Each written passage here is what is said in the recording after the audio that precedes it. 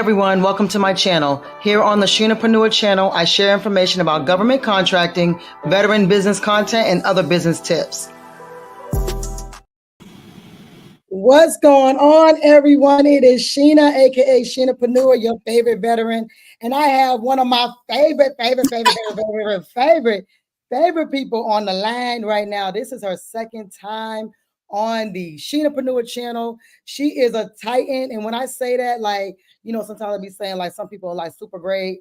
I don't always be telling the truth, but like this woman right here, she is really doing it. And she came back. I said, you got to come back on the channel, because after the first time it went like super viral, and then she came up with this beautiful program based on all of y'all, you know what I'm saying, based on y'all, to do an even better process for us, for me, for y'all, for herself.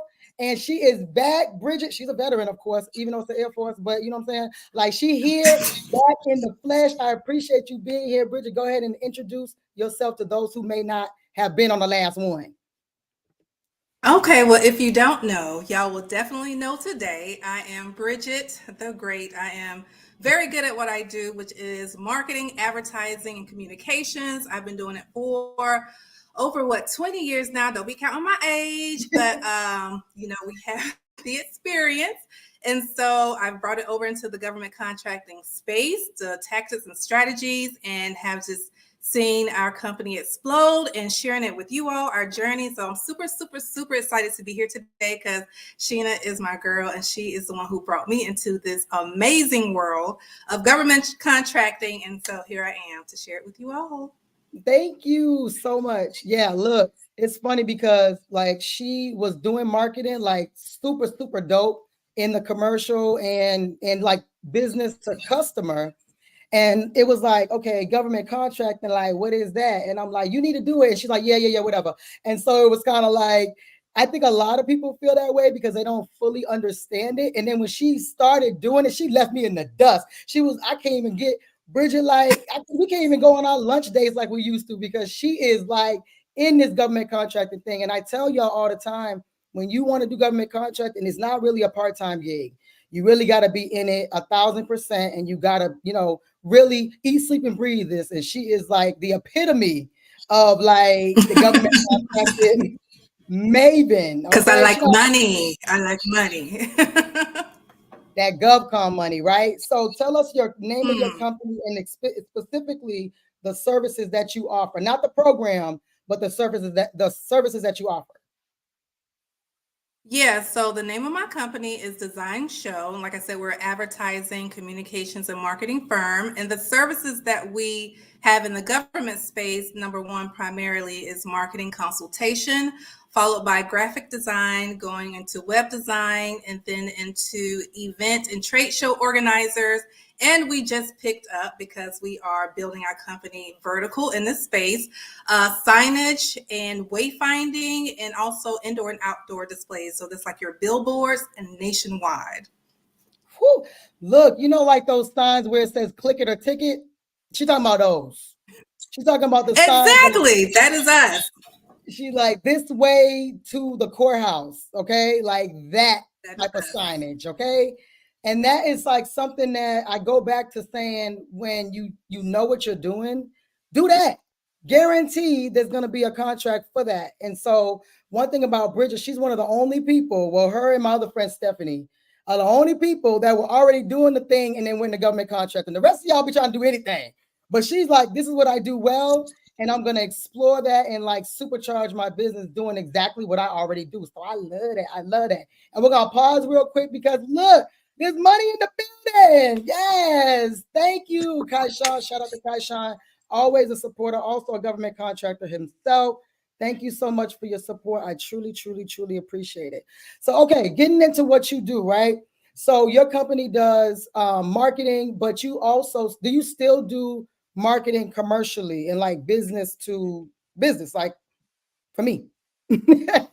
Yeah, so we still do marketing commercially because we got to eat. And for those of you who are already working in this space and turning the volume up on government contracting, that's what it takes. I mean, unless you have the luxury of, like Sheena said, giving your all, live, eat, and sleeping in that space. But let me let you know, it's a long game. So I don't know what kind of appetite y'all got, but we continue to run our commercial side with our nonprofits, our businesses like you all, and our corporate companies, and also here on the government side with like your municipalities, your associations, organizations, the counties, people like that. So I'm glad you said that, because a lot of the people that follow me, they also have nonprofits. So she's just telling you that even though, you know, you can go into government contracting doing your for-profit stuff, you can also get assistance from her with your nonprofit stuff, which could also be somewhat intertwined. Because if you kind of study like large companies that have nonprofits, they usually do that for the reason that they do that, you know what I mean? And so you can have your company have a nonprofit arm, and then Bridget's going to do all the marketing for you, and then everyone will live happily ever after, right? So she also absolutely, right? So she mentioned that I got her started in government contracting, but can you kind of go into like, why was it attractive to you? Like, why didn't you just sell stuff on Etsy or like sell tumblers on Etsy? Like, why didn't you just do that instead of saying, "Ooh, government contracting sounds like it's it"? Right, because number one, I like big money, and I don't know if I can sell enough Stanley cups to sustain this lifestyle.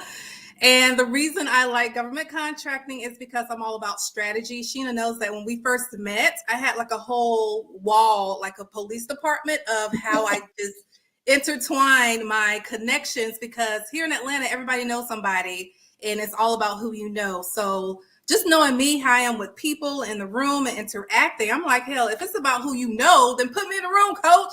And so once I get in the room, it's a wrap. And people work with who they like, know, and trust. And that's the same in the government space. I love that you said that, because all about who you know. Now, y'all know I'm an introvert, contrary to popular belief, right? She's not lying. She's not lying. I'll be like, what we need to do? Okay, I'm going to follow. I'm like, Sheena, come on. That's why you got to have the friends that are yin to your yang. You know what I mean? Bridget will work a room. And so that is really her superpower. And I'll let her talk more about that, like how networking really helps. But like, really, I think that's what supercharged you into saying, oh, I can do this. But then, okay, also there's a whole bidding aspect, right? So you were like, okay, let me see if I can talk to some people. And I remember, because the first one, can I say the name of the company? The Urban. Can I say it? Yeah. Wasn't that one of your first ones? And it wasn't even like government contracting-esque. It was like, oh, let me talk to this person and let me get this money. Right, exactly. And building that relationship so that when you do put your bid in, they're like, oh, I remember you. The whole goal is to be top of mind. How do you stay top of mind? And you can do that so many different ways. And that goes into how you market and position your company in front of the right people. Not everybody. Everybody's not your customer, even in this space, because you may well be marketing to an agency or department, whoever, and they don't even need your services. So guess whose time you wasting? Yours. That's deep. That's deep. Mm-hmm. Okay, so let's explore that a little bit. So there's several things that you said in there. It's like, okay, make sure you targeting the right people, right? And then also like maybe timing as well. If you guys follow me on Instagram, Sheenapreneur on Instagram, I had posted Weird Contract Wednesdays, and they were looking for cadaver legs. I didn't know look, today years old. I didn't know a cadaver, dead legs, like in Bad Boys, when he was like, don't swing the dead leg. They're buying legs. So I don't think that necessarily the Department of Interior needs that.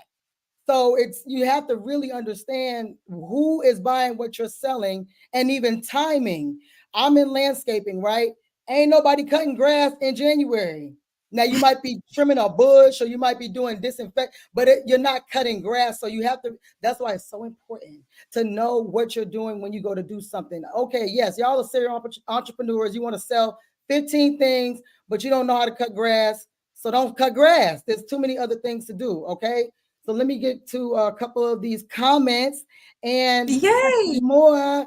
Let me, oh shoot, I did it wrong. Hold on, y'all. This Mac, me and Mac, like, don't judge me, but I'm just saying it's a little challenging to navigate.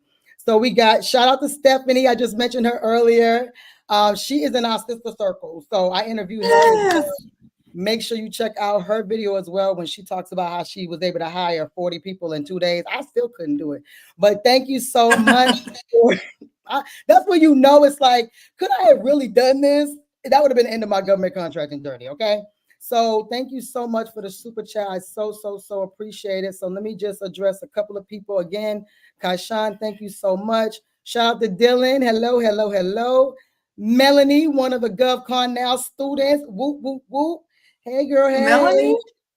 Yeah. Shout out to Zaire. He's new in the government contracting. So I hope you understand everything we're saying because if you he does. He put millionaire momentum, so he definitely gets it. He gets it. So with that, if you watching this video, that means you are obligated to at least put in one bid, okay? Or go to one networking event that's related to business and government contracting. That's your duty when you're watching the video. So Autistic Movement said, I now have my HIPAA and blood pathogen license. I also have LLC. What's the next step? What are you trying to do? Or Bridget, you want to answer? Do you have an answer? Yep, that's the question. What are you trying to do? Are you trying to draw my blood? So are you looking for lab work? Are you looking to work with patients? Because that's what that HIPAA policy is for. What are you trying to do? Autistic Movement, if you can kind of elaborate, because and this is just for everybody, like when you're saying what's the next step in government contracting, are you trying to learn about government contracting? Are you trying to register? There's so many steps. It depends on where you are. So that's, we just need a little more information. Well, shout out to Marcus. Hey, Marcus. Huge supporter. Thank you so much. Ivan, shout out to Ivan, also a huge supporter. Message about nonprofit. Okay. Boom. And I didn't even see the message, so that's divine. Okay. So again, Stephanie, hello. Dylan, have or are partners with nonprofits. In my case, I'm partners with a nonprofit. Okay, so same, right? Bring them in, because it could be something like training that they already provide on the nonprofit side or something like that. You know what I'm saying? Shout out to my sister, India. Okay, knowing people got me into a lot of doors. Okay, sis, tell us about it. I want to hear, because I kind of know, but I want to really know. It's so true. Like you never, especially Atlanta, it is a lot about who you know, right? Lucille Bolton Shannon, awesome. Glad came across your channel. Make sure you like, comment, subscribe. Alvarez, also a huge supporter, and just as crazy as me and Bridget as far as dead serious. She's like dead ass, son, about government contracting. Okay, I think you're actually the one that sent me about the cadaver legs. I think that was you, Alvarez. Crazy. Yes. Okay. Yeah, that's what she said. I want to know if they wanted them fresh. Yo, crazy. You see how she just spun that? Sometimes they use those legs when it comes to the surgeon's training in the hospital. Because when I was in the Air Force and worked in the OR, that they use cadavers real legs a lot. So it could be for that. They use real legs. I mean, when they work on your leg, you want them to know what it looked like for real. So you don't know pig legs worked on. We need to know how the real thing look inside. So this is confirmation. I could never be a medical. Like I had to do that catheter in the hand for Combat Lifesaver. That was the end of my damn medical journey. It ain't for me. It ain't for me. No. Yes, hey, I got to get you on the channel, girl. Yes, shout out to another Melanie. Shout out to you. She's actually does hair replacement, and she won a couple of contracts. So we're gonna get you on the channel, girl, for sure. Thank you. Shout out to cousin Desmond. Y'all showing out today. I love it. We'll get into the questions, but I'll make sure I address everybody that's on here. Eric, okay, Foresight, team member for Shizzle, okay? Yes. These two are absolute gems. Bridget feels of the truth and does great work. I am a customer of hers, as am I. So yes, y'all heard it. Y'all heard it from the field. Okay? Autistic Movement, truckling delivery of sensitive medical items. So you're asking what the next step is. Hold on, let me come back to you. So, okay, Rambo Collective, and okay, Byron, thank you so much for popping in. So trucking delivery of sensitive medical items. So I'll give my little piece, and I'm not sure where you're located, but there may be courier service contracts that you can start with locally or federally. So if you can find out look up in your state, whatever your state is, procurement, then you should be able to find courier services. Not sure what that NAICS is. You're gonna have to do your own research. And Bridget, did you want to add anything to that? I would like to know, what are sensitive medical items? That's a great question. What are those? What them is autistic movement? What kind of sensitive medical items? And hello, Tempest. Good to see you. Good to see you. And cyber groupie. Where can I fit in my reputation management services? Yeah, so definitely there's a need for that on the local, state, and federal level. That's more of your public relations and advertising agencies, NAICS code, using those two. Where can you fit it in your own backyard? Because that's where we start, right? With your municipality, so helping like their city hall with their city council, coming out with press releases and statements and social media posts. That's where you can definitely start at in that reputation management. You can also move into the voter, as we all know what's going on right now. You can also move into that area. That's government contracting as well. I'm glad you knew, because I didn't know that was a real thing. I was like, reputation? What you mean? Reputation management. Wow. That's like when the mayor steals all the money, everybody like, where the money go? Where the money at? Why we can't pay the contractors? Where the money? So cyber group is there. You're gonna have to come up with some kind of good ass excuse as to why the money is gone and when we go get it back. Oh, wow, today years old. I didn't know that was actually a thing. So okay, that's dope. So earlier you mentioned again, marketing to the right people. So I know that email marketing is something that we struggle with as a company. My company, Foresight Industries, we struggle with that. Don't laugh, Bridget, because you already know we struggling with it, okay? But y'all are doing great. Y'all have came up with a cadence, and I'm so proud. Even though it's far and few between, it's consistently far and few in between. So Amen. Quarterly is enough. Okay. So when it comes to email marketing, how do you feel if they're targeting government agencies? Because I would assume if I have Sheenapreneur where it goes out to customers, students, blah, blah, blah.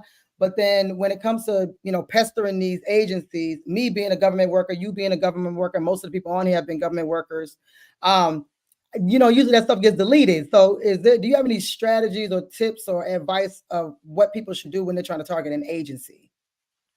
When it comes to email marketing, definitely do not add them to your list unless you speak to them personally. People hate when you just add them to your email list. It's almost intrusive these days. They feel the same way like when you get a random text. People feel that way about their email addresses now. So like Sheena says, quarterly is perfect. So when you meet these OSDBUs, which you all should be working on if you're going into the federal space, that is definitely the first person who should be on your email marketing list, where you let them know what you're doing, what you've done for the quarter, because you should be moving and shaking. And if you don't have anything to put in that email, then there lies the problem. No, okay. Right? So they need to know what the agency needs to know what you've been doing. What you've been doing, personal development, if you're working on your Lean Six Sigma, if your company's been growing, how many people have you added on, what positions there are, if you went to any events, of course, taking any pictures with anyone, just how you're involving yourself. They want to know that you are moving forward, because there's a lot of people in this space right now, as y'all already know. So what can you do or say to them that's going to make you stand out? Hey, I went to this VIP training for federal contracting. They're going to like that, because they're going to know when you do start to bid, you're going to know about the FAR and so forth. Okay. Let them know any new certifications, or if you're adding on any new NAICS codes, all of those things that's going on in your business. So they should be separate from you, the regular companies, other businesses that you're emailing. It should be a separate group for agencies. Yeah, that should be a separate group for agencies. Mm-hmm. Okay, cool. Because you're talking to them different. It's two totally different audiences. Long emails, short emails, straight to the point, pictures, no pictures. Straight to the point. Just like how you like to read emails, it's straight to the point. Put an image or a cartoon, a GIF. Like people, however you can get your message through. Make it as short as possible. Like when you're describing what's going on in your business, no more than 2 sentences. No more than that.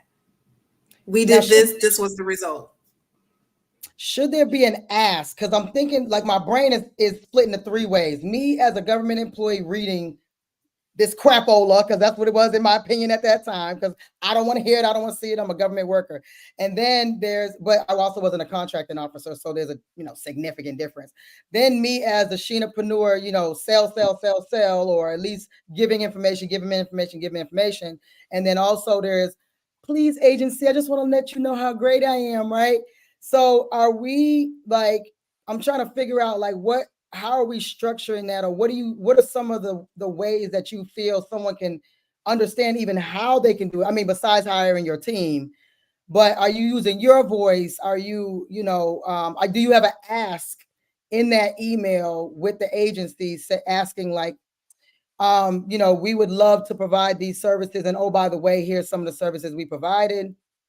Yeah, absolutely. So storytelling, right? Make it all make sense. So for instance, we're trying to get into more recruitment marketing. So in the email, we're putting, we've done training in recruitment. We're working with this prime who does recruitment marketing on a federal level, all the things that will tell them why we will be a great candidate for a recruitment contract. So definitely an ask at the bottom, because then they're gonna be like, why the hell are you telling me all of this? Like, where is this going? What do you want to work at? You don't tell me 36 things you've done, but still not where you want to take it. What do you want them to do? They don't want to have to try to guess what you want.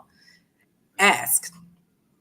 That's what they teach you in sales, right? That's a lot of things that people forget to even do. They have a great presentation, the lion jumping out the fire of hoop, and then they don't even ask for the sale. So we didn't go to school for sales.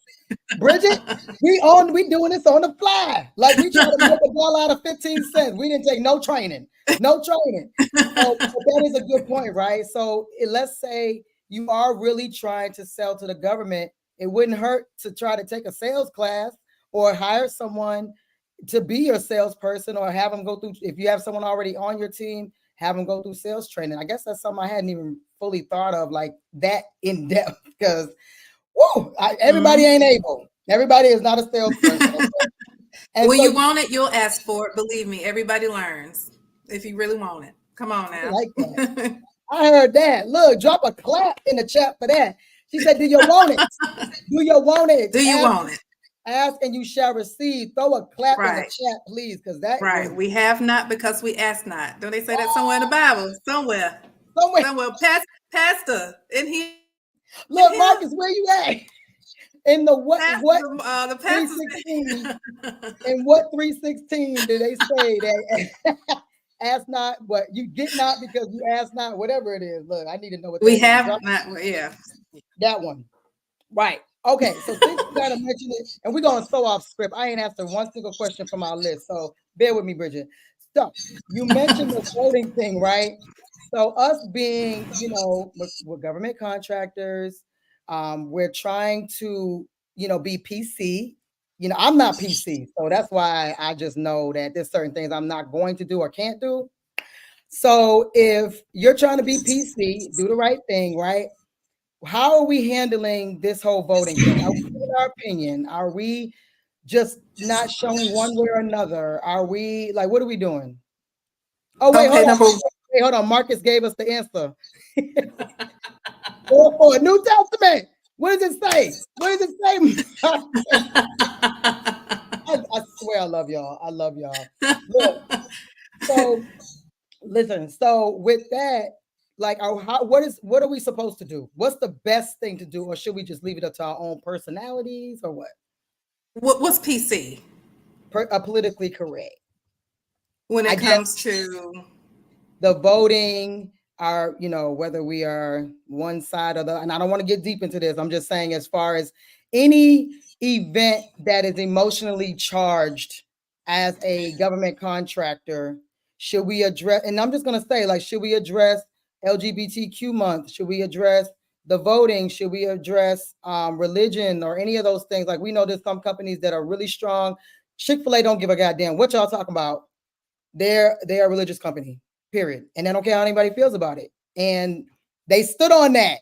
and it bit them a little bit. It nibbled at them, but then they just persevered. So it's like, should you just stay where your mind, like, should you just be you regardless, even though you have a full culture of people throughout your organization potentially, or?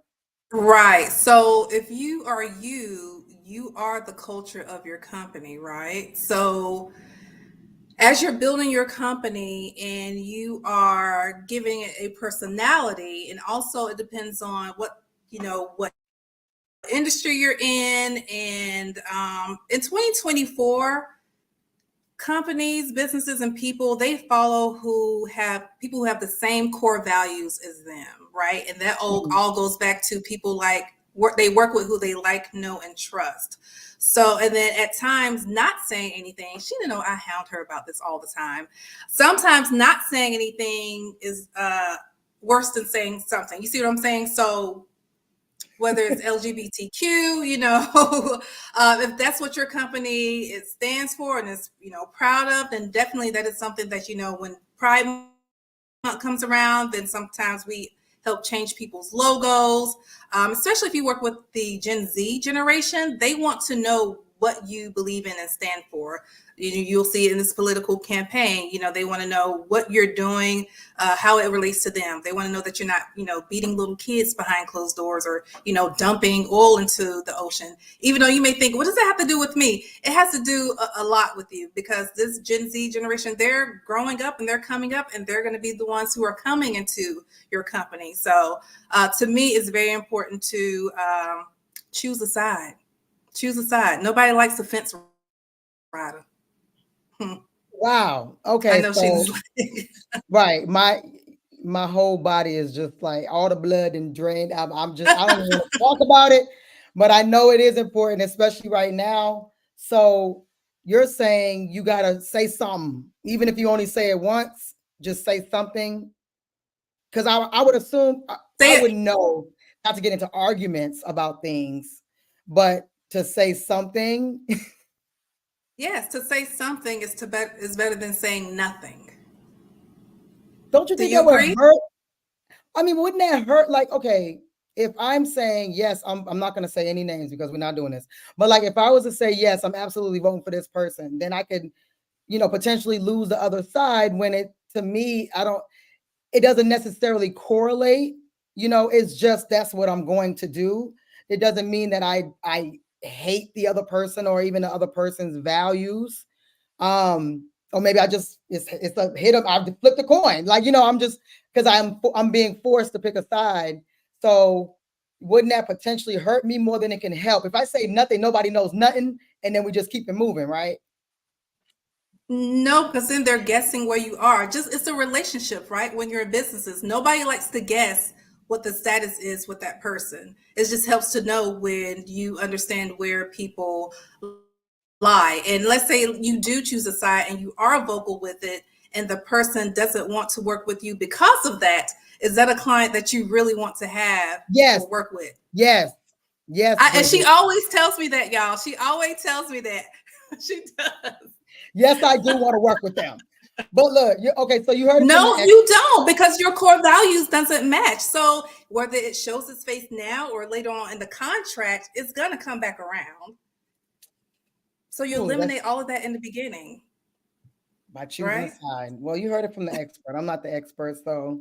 Look at Delta. Do you think it hurts Delta when they have the LGBTQ float coming down? Delta got money, Bridget. Delta got money. Okay, we humble business owners. We humble. We ain't saying nothing. Right. Tight lip. Byron Ward says, can you read that? I can't see that, please. Okay, and look, like Byron is in all of this political stuff, and he works with a nonprofit. So I guess if anybody else besides me and Bridget, well, Bridget knows. Besides me, Byron would know. So facts, all money's not good money. That's totally true. And then Empress Anaji, political views are personal views. They should be private and not in business. Separate business, politics, and religion. What you feel about that, Bridget? So I feel that the media, just over the years, especially in cultures, have been made to feel like it's a personal view. Just like I just slipped my mind. But that's how I feel. I feel like it's not personal. They've just made us feel like we should be ashamed to say something about it.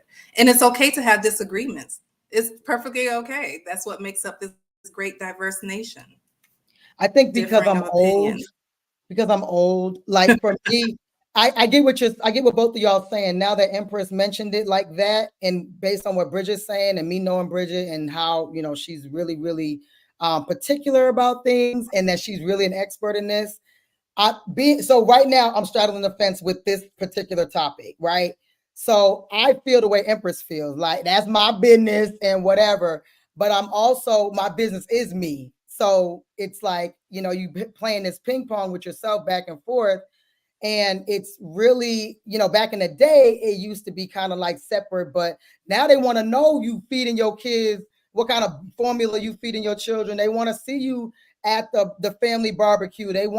People want to be in your personal life. They don't want you to be behind closed doors anymore like they used to. So I kind of see both sides. Okay, both sides. Oh, y'all like this political stuff. I see what y'all doing. I know, right? It's definitely a thin line, and you don't have to broadcast it. Like somebody just put there. You don't have to put a Walls and Harris sign, on your website on the front page, but it'll come through in your speech and just the thing, how you treat your employees and how you speak in your newsletter. So it will come across in how you present yourself and how you act, and in the tone of your company, the tone of voice. That's actually a great point. Okay, so you don't have to say, look, y'all, I'm voting for ABC, but you can say, we support, like lower income families or something like that. Okay, Bridget, I can do that. I can do that. That okay, good. I ain't doing it today, but I'm just saying, like that makes a lot of sense to me. So let me get through a couple of these questions. So thank y'all for asking and participating. Melanie says, shouldn't you speak on what you are passionate about if you feel like it and leave the rest alone? Not everything is important. So I guess I'm going to just say, to Bridget's point, we all know that the vote, the election is important. Now, whether you vote or not, we know it's important in the grand scheme of things for several reasons. Whether you vote or not, whether you care or not, that part is, I guess, essentially irrelevant, but the topic is important. So that's just the way I'm understanding it, Bridget. Yeah. Ditto. Okay, got you. All right, so let's kind of. Oh Lord, here come Casino. He gonna jump on the daggone politics. He said, Business also has a responsibility in the community. Absolutely. Absolutely. Because whatever you vote for is going to affect your business and the taxes, right? But yet you want to keep it private and not want to talk about it. Yes, Casino is the name. Thank you. Thank you.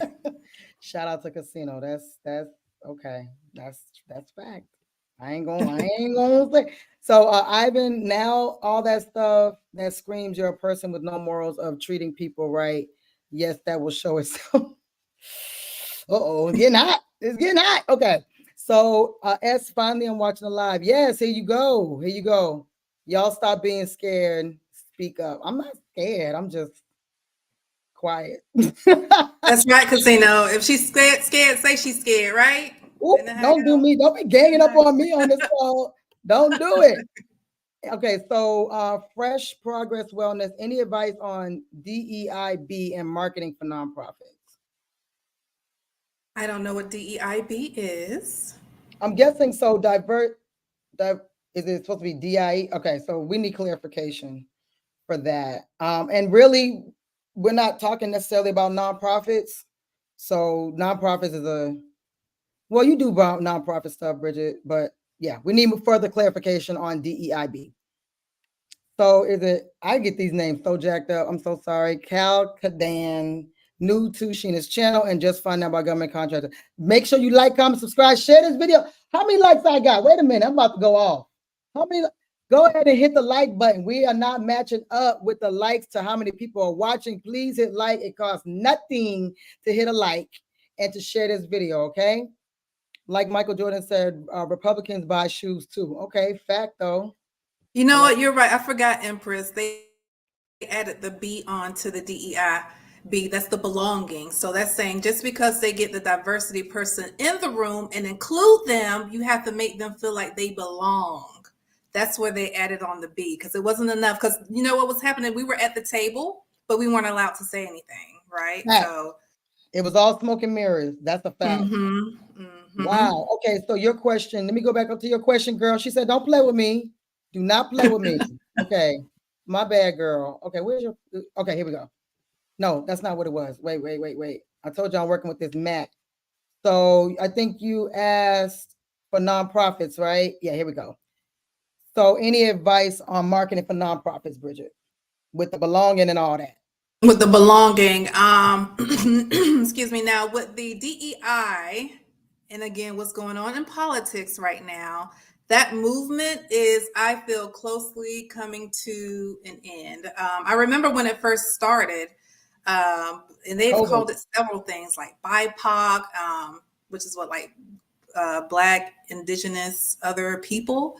And just because of the affirmative actions and those things that's going on right now, you are seeing less and less DEI and B contracts, even in the nonprofit space, because they are very conscious and cognizant about their sponsors, right? And their money, dollars who come from certain companies. So I've been seeing, but this is just only my experience, if it makes the person with the money feel uncomfortable, then they're not going to do that. So that's a great point. So going back to, being loud and proud versus not.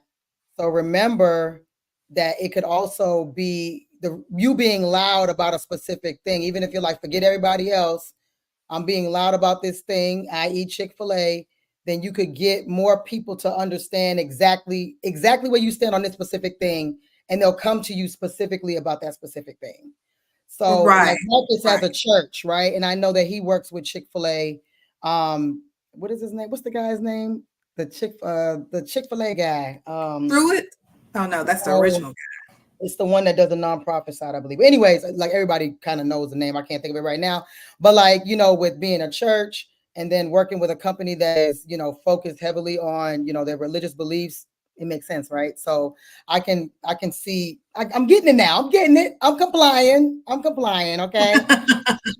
So we're going to try to get through more of these questions. Okay. Hello to Fingerprinting Gurus. I like that name. Yes, and look at the comment. He wrote a great comment too. Okay, let me go to the comment. So he says Lowe's and many more firms are pulling away from DIE.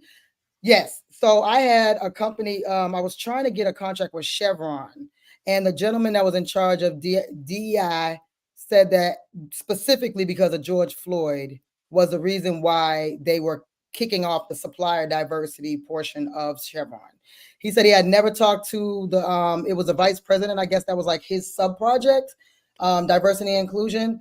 And he said that was the very first time, and he had been working for Chevron for like 15 years, had never ever talked to the vice president ever until specifically George Floyd. So, a lot of that stuff was to like, let's just get everybody calm.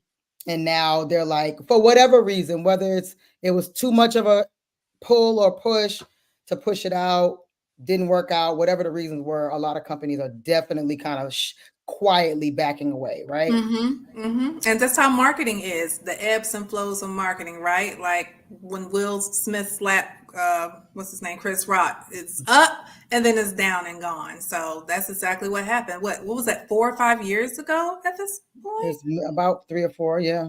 Yeah. And that's just a part of, he is his business. He is his brand. So, branding is also huge, how you're branding yourself. And you have to get to stand on it. Y'all know I'm going to keep my nails. I don't care how y'all feel about it. I'm keeping my hair. So no matter what you say, you're going to see the same Sheena, right? Braid City over here. You're going to see all of that. The same person every time. Okay, unless I decide to get a little lace front of thumb every now and then. But like, you're going to see the same person because I am who I am. And that's it, right? Okay, so Marcus says you're either at the table or on the menu. And that's fact. That is fact. Yes, I love that. Okay, Jovel, nice to see you. What is it, Marcus? Dan Kathy? No, it's a different person. That's not who I was thinking of, but I'll bow out of that. I don't really know. Thank you, Jay, so much. I appreciate it.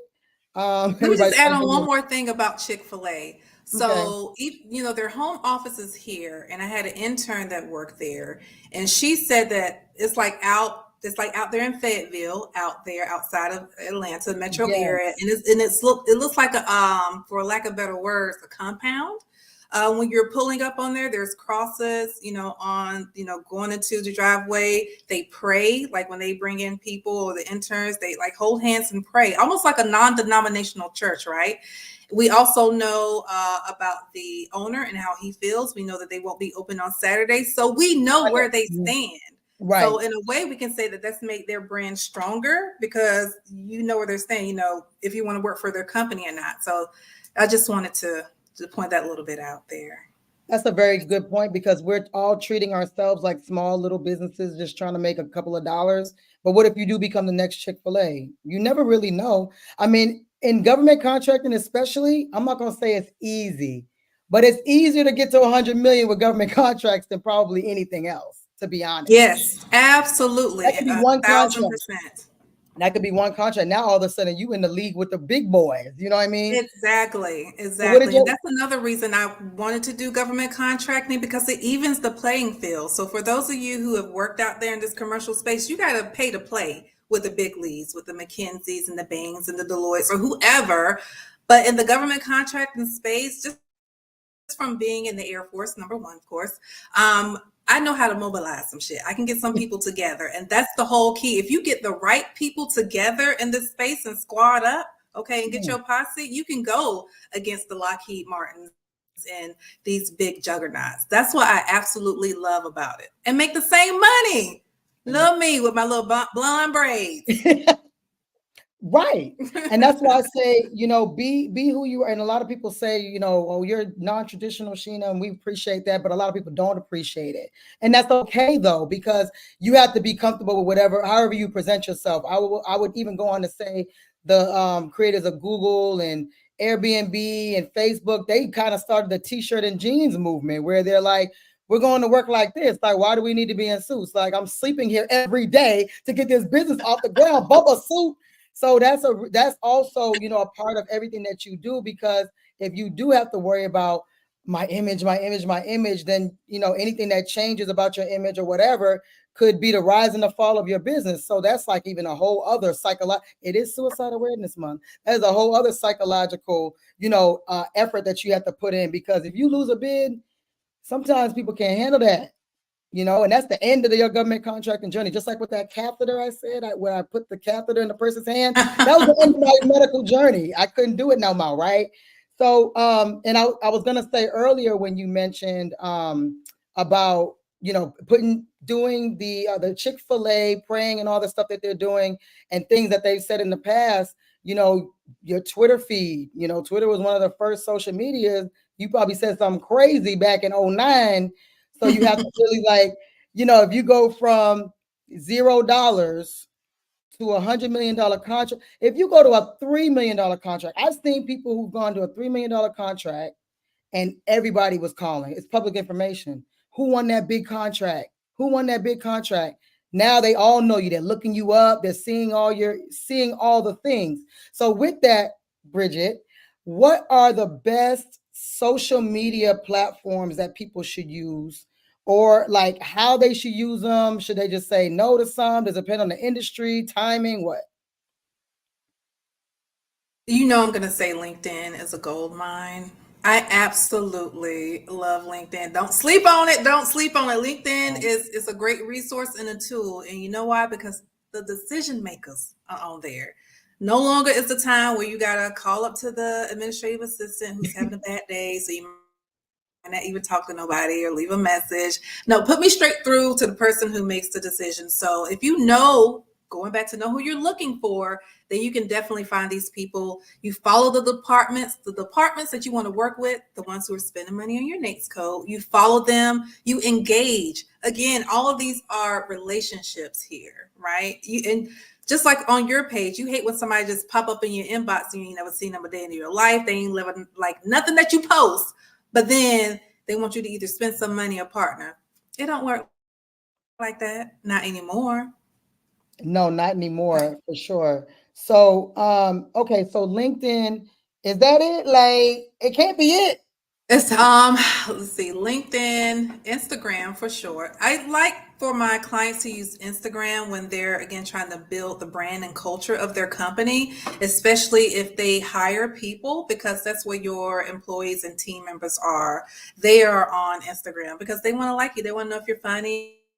They want to know, again, what you stand for, what your core values are, if you're family oriented, if you're working 36 hours a day, if you believe in work-life balance. These are the things that you display on Instagram to attract your tribe, right? So I would say that I've gotten 2 commercial contracts because of Instagram. They just saw before and after pictures. And I mean, it was a more forward company. It wasn't Chick-fil-A, but it was a commercial company that wanted pressure washing done and cleaning done. And so they found the Instagram. They do kind of want to see if you're on several platforms.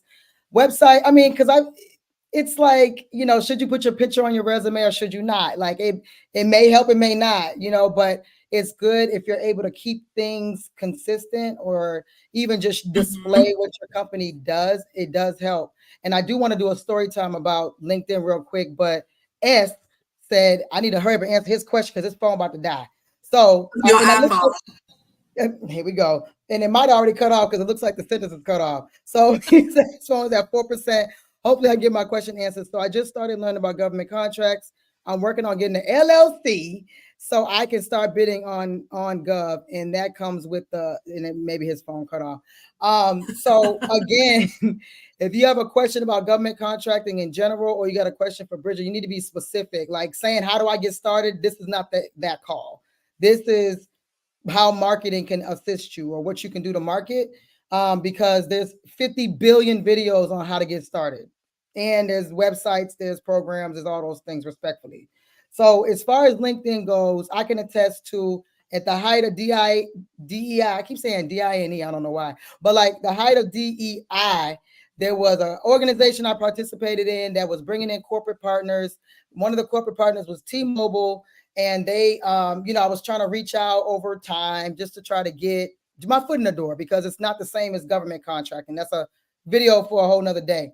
But I saw that T-Mobile signed up with the organization I was a part of, and I'm like, I haven't been able to get in contact with anyone at T-Mobile, and they're saying, oh, we're proud to help diverse companies and all that kind of stuff. So I emailed the CEO of T-Mobile and was like, y'all lying, basically, in a very tactful, straight to the point email, right?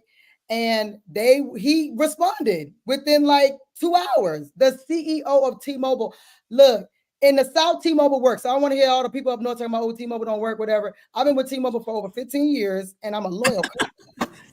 I wanted somebody to answer, at least say, Sheena, there's no bids available, whatever. He answered. I had 3 emails and a phone call within 15 minutes of sending that to the CEO of T-Mobile, telling them they need to just give me the conversation. So LinkedIn is super powerful. And I think that people don't quite, like you said, with email, we've had email for a while. So if you send a random or even a direct email to someone without their permission, they get an attitude. Yeah. But if you put them on LinkedIn with like real conversation, usually they'll engage no matter who it is if they see it. Yeah. So I think I concur for sure. What about Twitter? Twitter is if you're more one of those companies who like to stand on business about your core values, because Twitter is pretty much an outlet for news and how you feel and the culture. So that's how I feel about Twitter. A lot of nonprofits, of course, are on Twitter. So if you have a lot of messages to put out about the community or trying to change your behavior, then Twitter will be for you. Going back to Instagram, like Sheena said, when you post your pictures, especially if you're a services company, do it before and after, because I see a lot of you all posting pictures. I'm like, what the hell am I looking at? Am I looking at the floor, the walls, the sink? I don't know what you did. I don't know what you did. So make sure that you are specific when you're posting these pictures. Put some thought into it. Just like I said, when you look at images and what you like to see with the content, do the before and after. People want to know what it looked like before. If I'm just seeing the brand new epoxy floors, what did it look like before? And then going back to LinkedIn. So definitely LinkedIn story time. I have on my CEO Design Show on Instagram, I did leveraging your wins to get more wins. So after we won a contract, I scheduled a couple of posts about what we did in the contract, we completed, how we completed. I got a testimonial from the contracting officer, and I rotated that on my LinkedIn, and one of my primes saw it, and he put me on a contract. Also, when I published that we got our OSDBUs, I put that on my LinkedIn, because they don't know if you don't tell them. That's the whole thing I tell my clients. You know, and then the two other people you told, and your mama and your best friend, but the people who go pay you the money for the contract, they don't know. So that's another thing. Like I said, you put in your email newsletter, and you put on your website, of course, and then you also put in your LinkedIn marketing.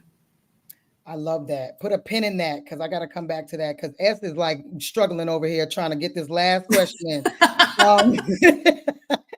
I got you, S. I got you. This is a different topic. Okay, I will reach out. Okay.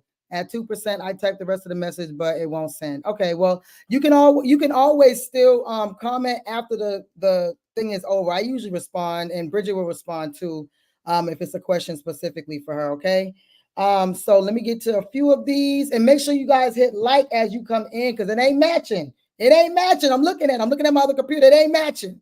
So hit a like, share, please, like, comment, subscribe, all of that.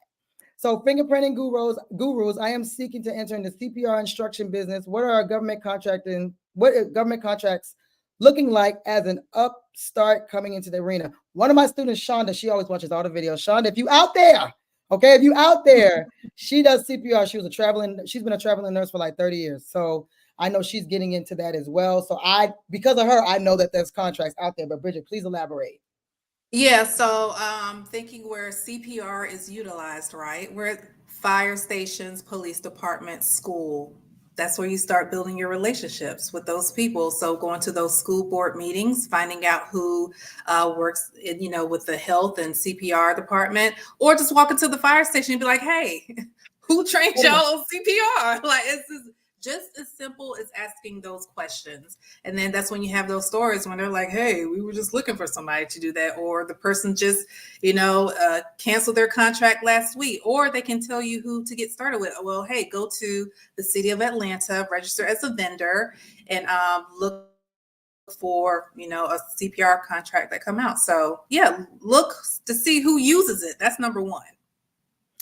I love that. And I keep wanting to come back to the other topics, but you keep giving gems. Okay.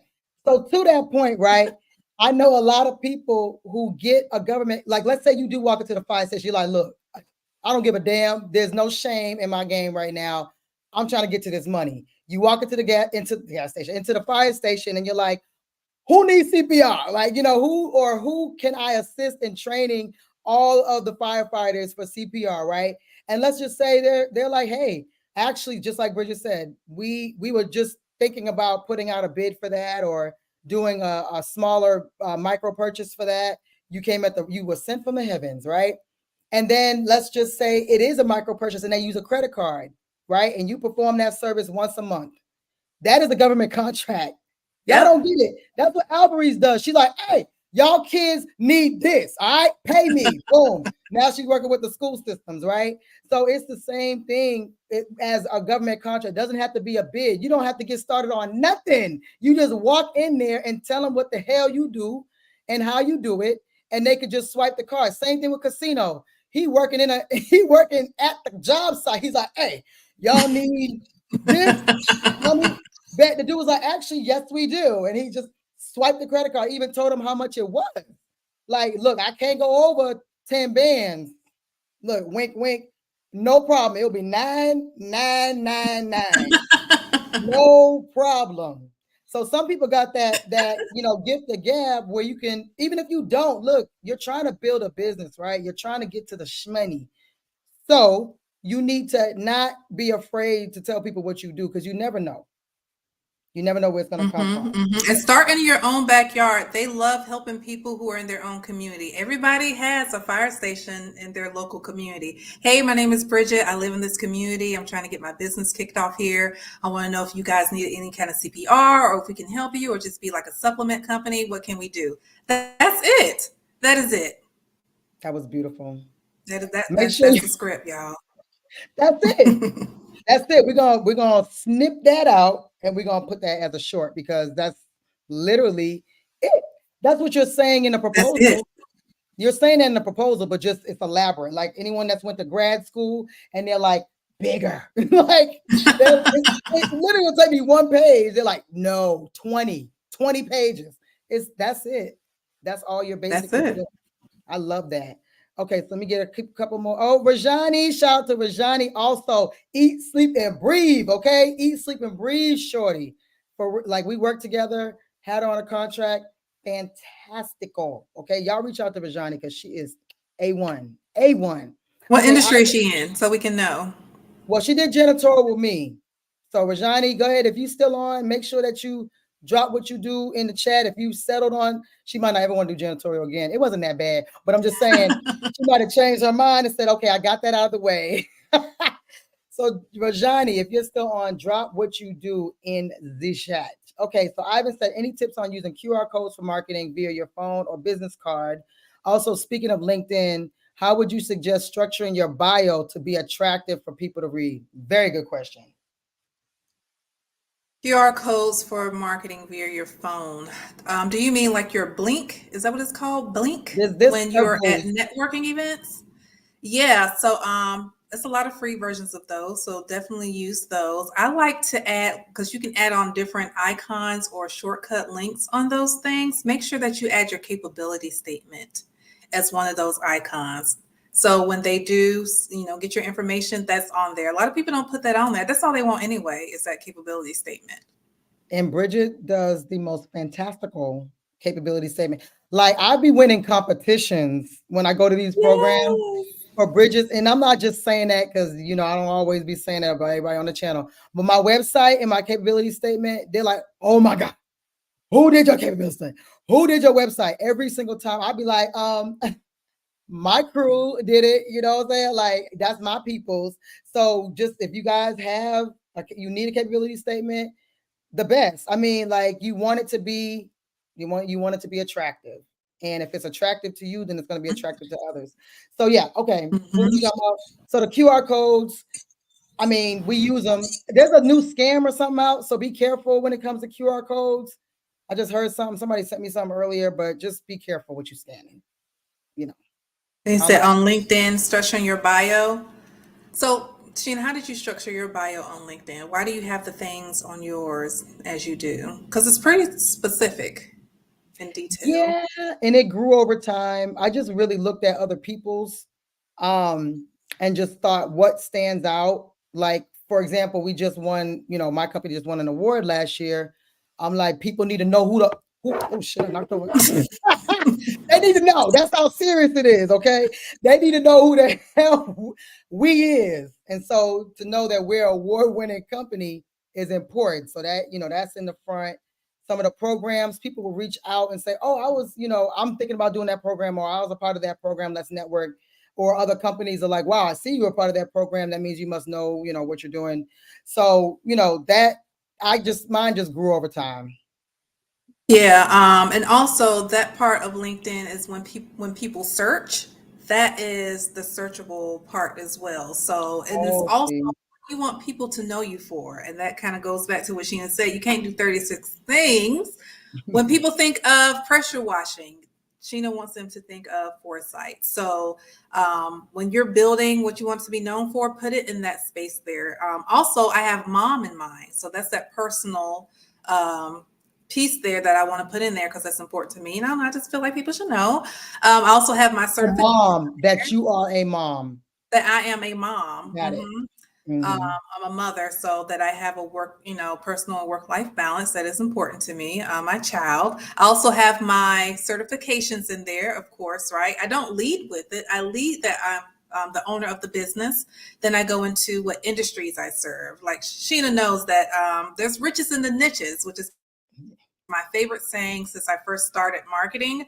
I don't want people to think that I do products or entertainment, because I don't do none of that. I do public health and government contractors like you all, and community engagement. That is it. Anything outside of that, don't come into my LinkedIn inbox, because we don't do it. So you don't help be people specific. promote their Stanley Cups on Etsy? You don't help them do that?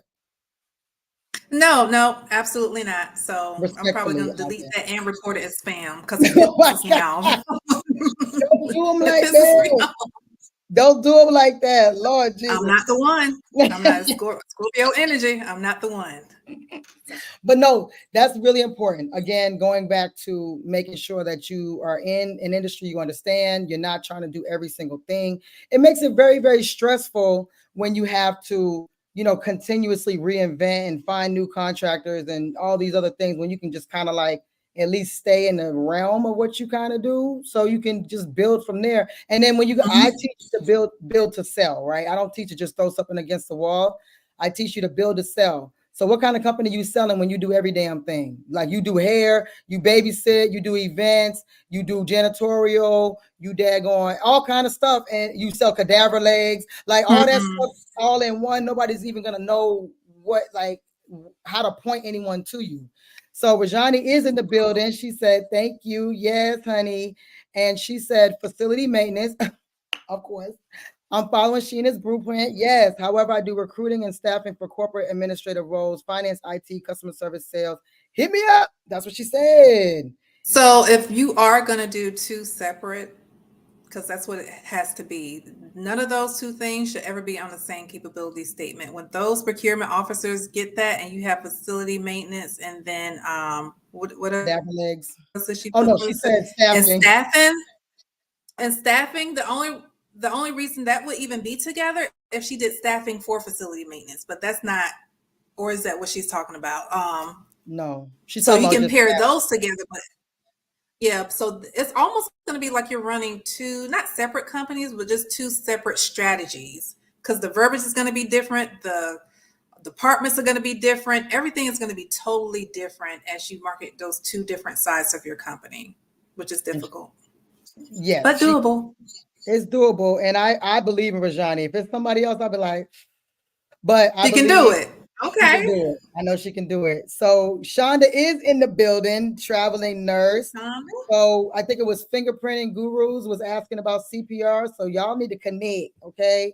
And she said, Bridget, where you at? I'm in Wakanda, ATL, Atlanta. Exactly. Come on down here. That's where I'm at, y'all. Come on down here. Okay, so y'all are really asking a lot of questions, and I want to get those in. And we can just go over a little bit if we need to. So I hope I didn't skip anybody, but all right, let's see. Chef B said, hi, Sheena and Governors. Thank you for sharing, giving guidance, peace and love. Love it, love it, love it, love it. And then Rajani says, I have different entities, and those are my only two focus areas: facility maintenance and corporate and educational staffing. So we on that. Perfect. All right, so I wanted to go back to, we talked about several things. But as far as the social media, since that's a hot topic, did y'all know? So some of y'all got teenagers, right? Did y'all know that LinkedIn is now the old people platform now? I'm like, when did that? when did that happen? Kids are on TikTok. They on TikTok. Fast. So my audience for Sheenapreneur is not on TikTok. There might be a couple of strays here and there, but it's really YouTube and Instagram for me for Sheenapreneur. My audience for Foresight is LinkedIn, hands down. So how do you feel about like how many social medias you should focus on, or Jesus? So the answer do you do social media marketing real quick? Does your company offer social media marketing? We offer LinkedIn marketing only. LinkedIn marketing. A lot of platforms, we're always going to do what we're great at. We're good at Instagram and Facebook, We're actually really good at digital ads on Facebook, but we're really great at LinkedIn marketing. But when it comes to you selecting the platform that's right for you, just like what Sheena says, do what makes sense. There's no reason for you to be wasting your time spending 3 hours on a TikTok video that 1.5 people are going to watch, right? If your audience is not on there. If you don't have a company that really speaks to Gen Zs, then you don't need to be on there.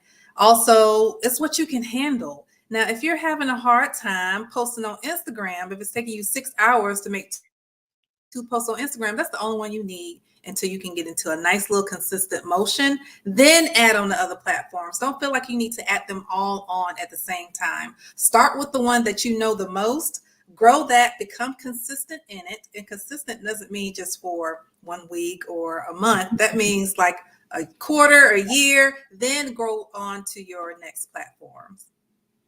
Woo, look, I like social media for what it's, because back in the day, I used to have to print flyers and go door to door. So I'm like, I can send out this little post, you know what I'm saying? That ain't nothing, but it can get very, very overwhelming. So I wanted to talk about that. And then also we talked the certs. So you mentioned that as far as putting that in your LinkedIn profile, well, the little blurb, right? So one of the things, this is marketing, but also kind of, I guess, maybe a little along the line of branding, so to speak. So several things with certs. For one, a lot of people say, don't lead with the cert. And then people are like, well, you got to lead with the cert because people won't know that they need to subcontract you out because, federal and local, you can subcontract out, right? So lead with the cert or don't damn lead with the cert. Like where am I expressing it? Only to the primes, only to the agency, in my social media? What am I doing? Yeah, so lead with the certs when you got 140 characters, okay? Because that's something we need to put that inside of that little space. But when you're talking to people, do not lead with the certs. It's like that person who comes in the room saying they have an MBA and doctors, not, no offense to the people who have that in here, but that don't mean nothing to me because that didn't make me any extra money in my account or increase my bottom line. So when you're speaking to people, lead with, again, who you are, your core values. Let them like you first. It's a relationship. People don't go into relationship. Well, some do and be like, I have a Lamborghini. For some people that works with, but as you know, where those he relationships. Where he at, Bridget? Where he at? Oh, sorry, my bad. What happened? It's not gonna last long, friend, because hey, Lamborghinis get old, and then what do you have to fall back on, right? So yes, in conversations, don't lead, hey, I'm OSDB certified. Hey, my name is Bridget. I love what I do in marketing and advertising. I like to say at the end, oh yeah, by the way, like I forgot. Oh yeah, by the way, we're OSDB certified. That's how I add that on there. I love that. Y'all, she just gave you another script. Look, I need some more super chats to keep this mojo going, right? Because she is dropping, like, I didn't understand that marketing was important. I fought her tooth and I was like, I don't need it. I don't need it. She made me. She made me. Like, I really felt like, oh my gosh, she's bullying me.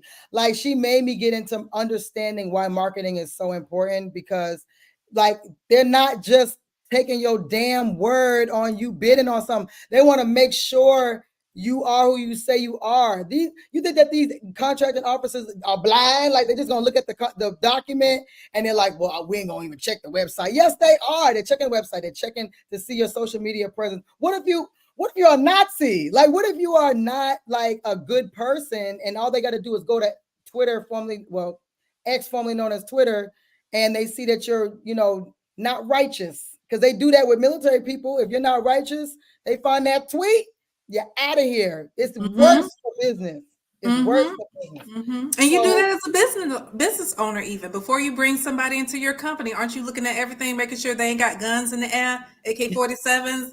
But at the interview, like, they're told somebody totally different in the suit. So the same thing with these government contractors, because their job is on the line too. They're the one who are choosing these companies. So make sure that your rapport is professional all the way around. That is so fact. So, I mean, again, I'm guilty. So, and I'm actually pretty decent at social media. So make sure that y'all have some sort of presence. Website. Some people will ask me, do I need to have a website? Yes. Just absolutely. Speak on it. Oh my God. So number one is 2024. Okay. We almost at the hologram stage, y'all. So if you don't have a website, I don't even know why you shouldn't even have a business. I'm just gonna Oh my God. You shouldn't. You shouldn't. You have to have a website. Even with filling out paperwork now with your certs, they're asking for websites. If you want grant money or anything, you need to have a base. And your website is like your employee. Like for those people be like, oh, I just grow word of mouth. You can only grow as many people as you can tell. And I don't know about y'all, but I want more money than that one person that I talk to. So that's why your website is going to work for you, even when you're asleep, letting people know about your company and how great you are and what you've done and those things. So, Okay, man. She said, if you yeah, don't have that a one website, can. go back They to don't work. have a website. You want me to pay you how much and you ain't got a website? I don't think so. Yikes. No, It's ma'am, true no though. sir. Nowadays it's true. So just even if you got to you can't afford to pay anybody, hire an intern. GoDaddy is probably to me the easiest because they give you like 5 templates. They're like, look, color, what a couple little things sprinkled in the background, put these words here, just have something. And that in the domain is what? $12, $13 a year, $15 a year. And I think to host the site is like $150 a year. You're gonna have to scrape that money up, sell oranges on the street, do what you need to do. Okay, stop making excuses about that kind of stuff. So go to Melanie's question, and she's asking, can you talk about utilizing AI for your marketing efforts? Do your strategies include AI? And she also said for social media platforms. Yeah, so when it comes to creating repetitive posts, and that's the thing that I really want to let you guys know when trying to think of some of the posts, because that seems like the most complicated thing that my clients say, I don't know the posts. So once you, like, let's say you're going to pretty much tell who you are, what you do, what problem you solve, right? And you just keep it on repeat. Like I told Sheena the other day, it's commercials. How many times have you seen the same commercial? Don't feel like you have to create a new post in Canva and you don't know what to put in there each time. I recycle my posts. I schedule them 4 times before I create a new one on like LinkedIn. And I use my AI, chat. It was one of our AIs that we use. And I'll say, create 4 social media posts to let government officials and healthcare know that we can do, hand washing campaigns. And then I'll post that 4 times throughout either the quarter, maybe once a week, and that's going to help you all. So let the AI do the writing and work for you. I like that. So chat, is that writing just the words, or that's pictures, or is it free? Because we like free over here, or is it paid? GPT. Is That is it Chat GPT, or is it? Are you saying chat like old chat, or is it Chat GPT? Chat GPT. Yeah, we most of us know that one. Okay. And look, you know what I did today? I wrote something. I was like, please answer this based on this information. And then it gave me a whole like launch into blah, blah, blah. I said, use a more natural voice. And it changed it. I was like, oh, they done messed up now. They done messed up now. So you can say things like use a less formal tone. You can tell chat what type of tone. So sometimes, like, especially when payments are late, I really like that one. I will tell it to say it with a sense of urgency. And so, I'll type all my stuff with my curse words, angry, but it's going to make sure it keeps it professional and make sure that they understand that we want our money yesterday. So that's how you can utilize AI to change the tone. Also, I think sometimes when people say that per my last email, I think that's something that a lot of people don't like. I use it as well to just rephrase what I said before, because I think that people don't like that in the email world. Per my last email. That's what I You see hear. how you did that? Why you have to do that? You see, that's the clap the after every stigma word. that has been attached to that. But there's a lot in this space. It's a lot of following up. It is. And you still want to be nice and you don't want to seem pushy. So that's why you want to use AI like, help, can you help me rephrase this for them to check this, information and send it back to me? So it's an employee. Use it as such. I like that. And some people pay, but it's very cheap, but it's also still free. I still use the free version. So I use the paid version. I want the best. I want the machine learning. And the good thing about that is it has that machine learning. So if you go back to ask a question about something in the past that you have taken from it, it remembers it and that you like the way it sounded. So it'll remember your tone as well, which is kind of scary, but I like it. Right, we here now, so oh well. We here now. We can't be scared. So, and this is what you do for a living, you know, too. So I can totally understand why you would want to do the paid version, because this is what you do. Another day in the office, right? So Divine Hard Love. So where's the best place to get a website? I talked about GoDaddy. To me, as far as like being a person, I used to build websites from scratch coding. Can you believe that? I hate that. I hate it. So for someone who is like almost borderline computer non-inclined, then GoDaddy to me is the simplest one that I remember. There might be easier ones. Bridget? Yeah, so Squarespace to me is the best one right now. And that's the one we build our client sites on because it gives you all the power. We empower you all to be able to make those updates. Because as a small business, you know, you can't always afford to hire a company to make these updates. So Squarespace is definitely number one as far as visually pleasing and it's easy drag and drop. Of course, you have your Wix, but it can't do as many functionalities as Squarespace.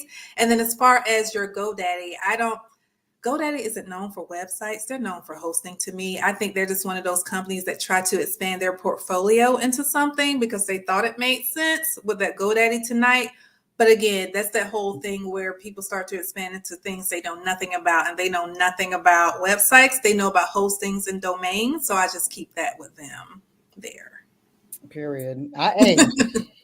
Look, and again, she's the expert. So I'm like, whatever works. I used to use Wix. I used to build people's websites. Wix was it at one point before Squarespace came up. They just started to about like they bought Schedulicity. G Suite just partnered with them as far as their domains, so they're doing very well. Yes, and thank you, Ivan, about the like selling products Shopify, and then also Stan Store. Stan Store is a little more powerful. You know, Shopify, you know, you just kind of throw everything on there and that's what you do. But like Stan Store gives you other options to kind of like sell your store. You can sell your store to another company. Anyway, that's a whole nother topic. So going back to, I think I've asked you one question from our questions, but going back to that, what are some of the challenges you've had in this space as a woman, as a, you know, as a Black female? I ain't gonna even say minority, as a Black female, especially when we're talking about government, because I would just say in facilities, I'm always either the only female, only Black female, usually, which is whatever, because y'all know I don't care. But like in marketing, is it different, the same? Is it still kind of like you're a girl, so people are gonna try to stun you? Yeah. If you're a woman, no matter what space you go into, unless it's something like interior decorating, you know, where people associate certain jobs with women, you're always going to have to, you know, prove yourself. And like Sheena said, if you know what you're doing and you know, and you talking your shit, okay, then people are going to feel that on the other side, like, okay, she knows what she's talking about, and you've pretty much won them. But I'm definitely guilty of stepping into rooms with very large companies and feeling like, oh shit, am I supposed to be here? Are they going to ask me about, you know, do I know what I'm doing, about my degrees? They don't ask for none of that, y'all. None of that. They don't care what college you went, none of that. They want to know how good you are at what you do to help them make money. That is really it. Or to fulfill the contract. That is really it. That is really it. I really like that last point, because, you know, either the price or the product, you know, so like they're like, can you do it for this price? That's all I give a damn about. I don't care how good you do it, you do it for this price. And then the other side is, can you get this done in the time that I need it done? Like you said, I don't give a damn what's what. I just need this done, because they work hard to get the bids out and find people in bed. You think they want to stay and interview you about with your little raggedy business? Respectfully, I got a little raggedy business too, right? Like they don't want to do it either. They don't want to do it. So they're trying to get the easiest path. Don't take it personal, any of it. Even if you walk into a room, Bridget just said she walked into a room and there's people, big companies there that they've been winning these contracts since the 70s. And then here she goes, like, give me a chance. And that could feel intimidating, but I be rocking that shit because I know my shit. You can't, ain't nothing you can check me on, boo. Not in no marketing and advertising. I wish. And if you do, that's just gonna make me want to step my game up even more. So confidence is key. Even if you don't know, y'all know it's that. Then it goes back to the fake it till you make it. Even if you don't know, if you say it with confidence, they will go for. Or even people respect if you say you don't know and you'll find out the answer. They don't expect you to know everything. That's another thing too, and that's okay. Sound like you know what you're talking about. Girl. You know, like Miss America, when they be asking them questions, they're like, yeah, so world peace means like a peace sign. They don't know what the hell. They just trying to float to the answer and get to the next thing. Everybody be like, oh, okay. We're going to help the children in Somalia. Okay. All right. Today, I got people on ground today. As long as you sound like you know what you're talking about. So that's really good. All right. So the challenges is basically like, don't allow it to be a challenge. Just do exactly. Exactly. And it's usually just mental. And then, you know, people, they probably feel the same way in the room at the end of the day, really. And we all just want to get it done. We all just want to live happy lives. And that's just what it really is.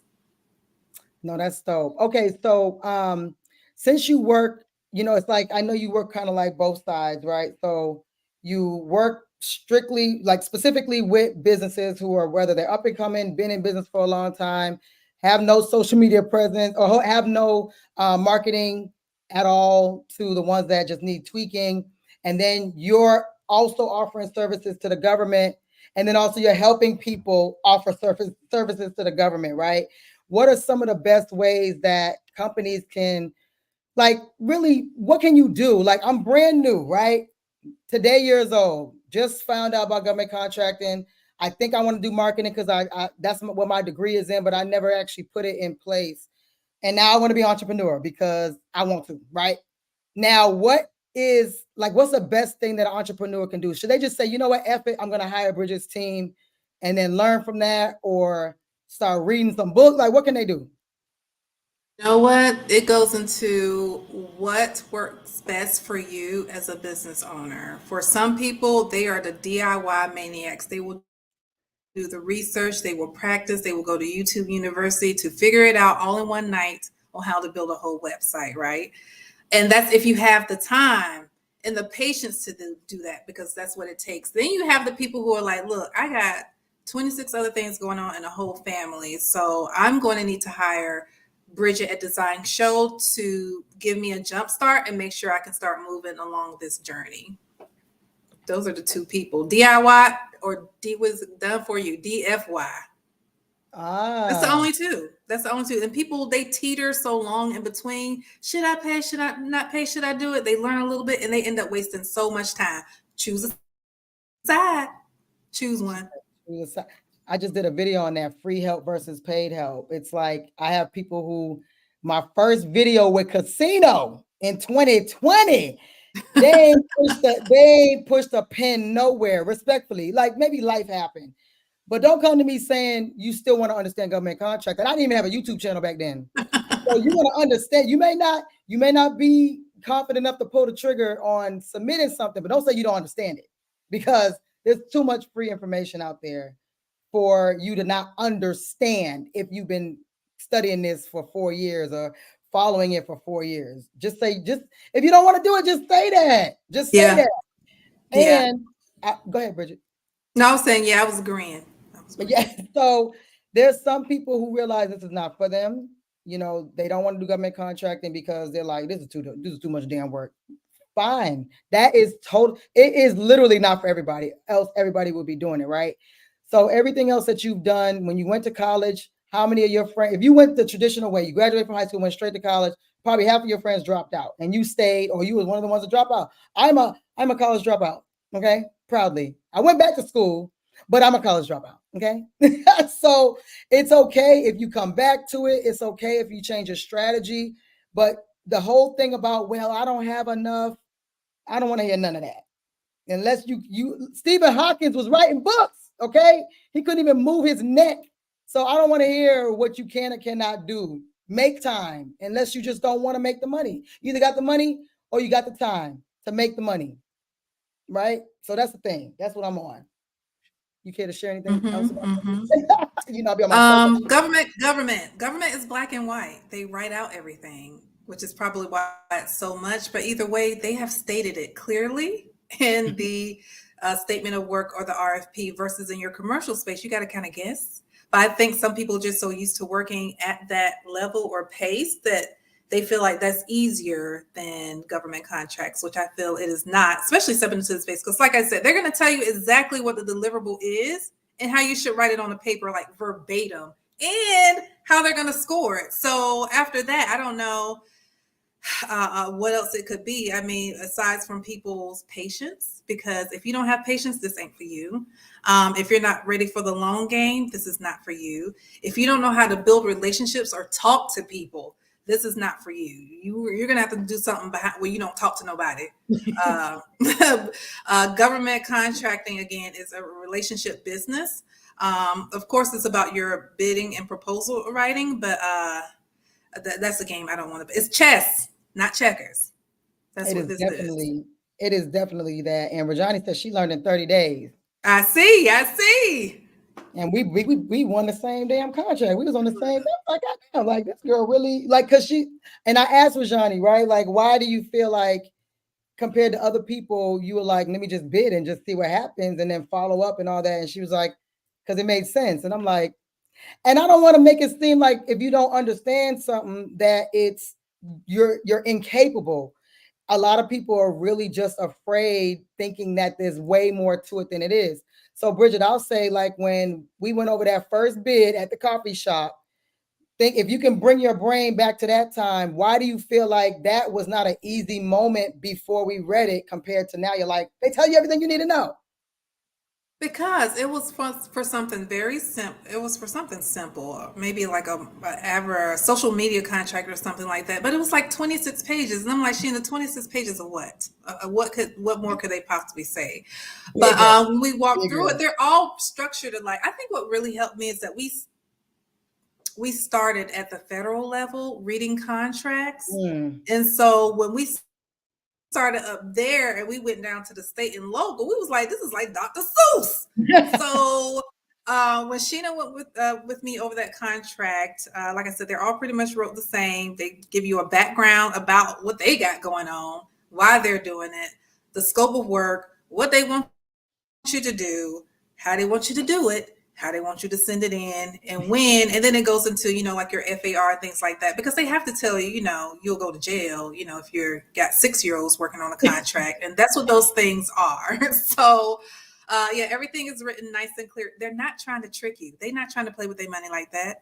So I think a lot of people are overthinking it. And just the whole stigma with the government in certain cultures, again, it has been something where people have been made to be afraid of it when we don't have to be. And we have a right to be in that space. We have a right to be in that space, because if we don't, all the big companies are going to take all the contracts, small businesses cease to exist. Exactly. And so speaking of like people being afraid, my mini chat had like prompted someone a DM or something because they commented and they were like, no, thank you. I don't want government, nothing. I was like, damn, like, okay. It was like, do you want to learn about government contract? I don't want government, nothing. Okay. They must owe some money. They didn't want no money. They must owe some money. I'm like, how did I get in it? You didn't have to take it on me. You didn't have to take it on me. Okay, so I want to talk about like a lot with your program and then integrating like how you guys are able to help companies understand what the hell they need to be, what industry they need to go. Oh, she's like, I'm ready. What they need to go into, because everybody gonna be doing facility maintenance by 2025, Bridget. Okay, if I can help it, all of y'all. I believe it. I believe it. Why is everyone all of a sudden doing government contract? I'm like, duh, because it's the best, and I said it, so that's what it is. That's what it is. So with your program, Jumpstart, tell me about the program. Yeah, so it's called GovCon Jumpstart, and it's helping you to get a digital presence and a start in government contracting. And so, like Sheena said, we're going to go through the different parts. And this is after we have done many tests with different clients, listen to their feedback, their hurdles when it comes to getting started in government contracting, and really speaking to the right people and being seen how they should in that space, positioned in that space the right way so they can win. Position to win. That's what it is. Win. So how are they? So they come. Here I come. Well, first of all, shout out to Stephanie. Okay, another GovCon. Stephanie! Boop boop boop boop. She in the building. Okay, GovCon for the win. Yes. So here I go. I'm like Sheena said, do government contracting, do facility maintenance specifically. So they come to you, right? Don't roll your eyes, Bridget. Everybody gonna be doing facility maintenance. Okay. They do. So they come to you and they're like, okay, help me. I'm laid out on the cross. Yeah, so if they come to us saying that they want to do facility maintenance because they saw Sheena's video, which they do, and so guess what they want to do now? Pressure washing, right? So the first thing that we do is that we create a Jumpstart report, and so we do a NAICS code analysis. So let's say you do pressure washing in Alabama. We need to figure out who is spending money on pressure washing in Alabama, and even if they are spending money on pressure washing in Alabama, if it's a viable, right? If it's a viable NAICS code, because if you think you're about to come into this making $500K and they only spending $20K, then it's going to be a rude awakening. And sometimes if you don't research that or know that, then you're going to waste a lot of time figuring it out. So we look at that NAICS code and we'll say, hey, Sheena, Montgomery County is spending $150K on contracts a year, right? And then if you feel like this is a viable, a number for you, knowing that, okay, there's a bunch of foresights out there who's swallowing these things up and that you may have to or not to compete with, then maybe you need to look into something else. The only other reason you wouldn't, I would say, is if Sheena's company didn't offer pressure washing, then that way, like I said, it's strategic. You can be the value prop to what she doesn't have in Montgomery County, Alabama, and that's how you can win contracts. So you have to make sure that it makes sense, the NAICS code that you're going for as you start in your own backyard. Okay, so let's say it's a backyard, not mine. So like, because my company does contracts in multiple states. So let's just say you're like, look, I can do the whole East Coast. I got resources, right? So are you evaluating the NAICS for federal, for all local? If I say the whole East Coast, you're going to look at each state. I mean, because it gets kind of, the list gets long, state, county, city. So yeah. Are you evaluating the states, the federal, and everything just to see if it's viable? Like, let's just say anywhere. And you're just looking at the total spend for the US or the total spend for federal. And then you're like, oh, by the way, these are the hot spots. Yeah, great question. So we're looking at it on a federal level, right? That's where the big money at. We follow the money. That's what we like to say. So if I'm going into it for logistics, and we're finding out that over the past 3 years, right? Because 3 years is a trend, that the USDA is spending 300 million on, it's probably more, 300 billion on logistics, then you need to focus on the USDA and start building relationships at that level with the OSDBU, going to their industry day events, following them on LinkedIn. You see, like those exact things that I just said there, you should actually be doing in order to start building a relationship with that agency. So what's an OSDBU for those? An OSDBU. How do you spell it? Right. Office of Small Business Development Utilization. The OSDBU is like your liaison. It's like your friend in these federal agencies where, like, I use mine where I was trying to contact the contracting officers about a forecast list or something coming down the pipeline, or Samantha ain't answering my email about this question I got about this contract. The due date is all messed up. And it's up to her to contact the contractor officer and be like, hey, is it still on the list to come out? Sometimes you'll see it on there and it's not even on the list anymore. So they're pretty much like your guide in the federal space or the agency space to help guide you along And you also want to stay on top of mind with those people too. With the OSDBU. OSDBU. OSDBU. Every department, every agency has one, every single one. And that's their sole job, is to help us. That's why they created the whole program, is to help us. So is that different, or is that like, is the SBLO like a small business liaison? Is that do you know if that's local? I've heard of a small SBLO, but I guess I don't really know where I heard it or how it's. I haven't heard. I don't. Well, that's it. Small business liaison. I heard of small business specialist. Small bit. So then there's also that, right? So small business specialist and the OSDBU, that's kind of like. Yep, they work hand in hand. Yeah.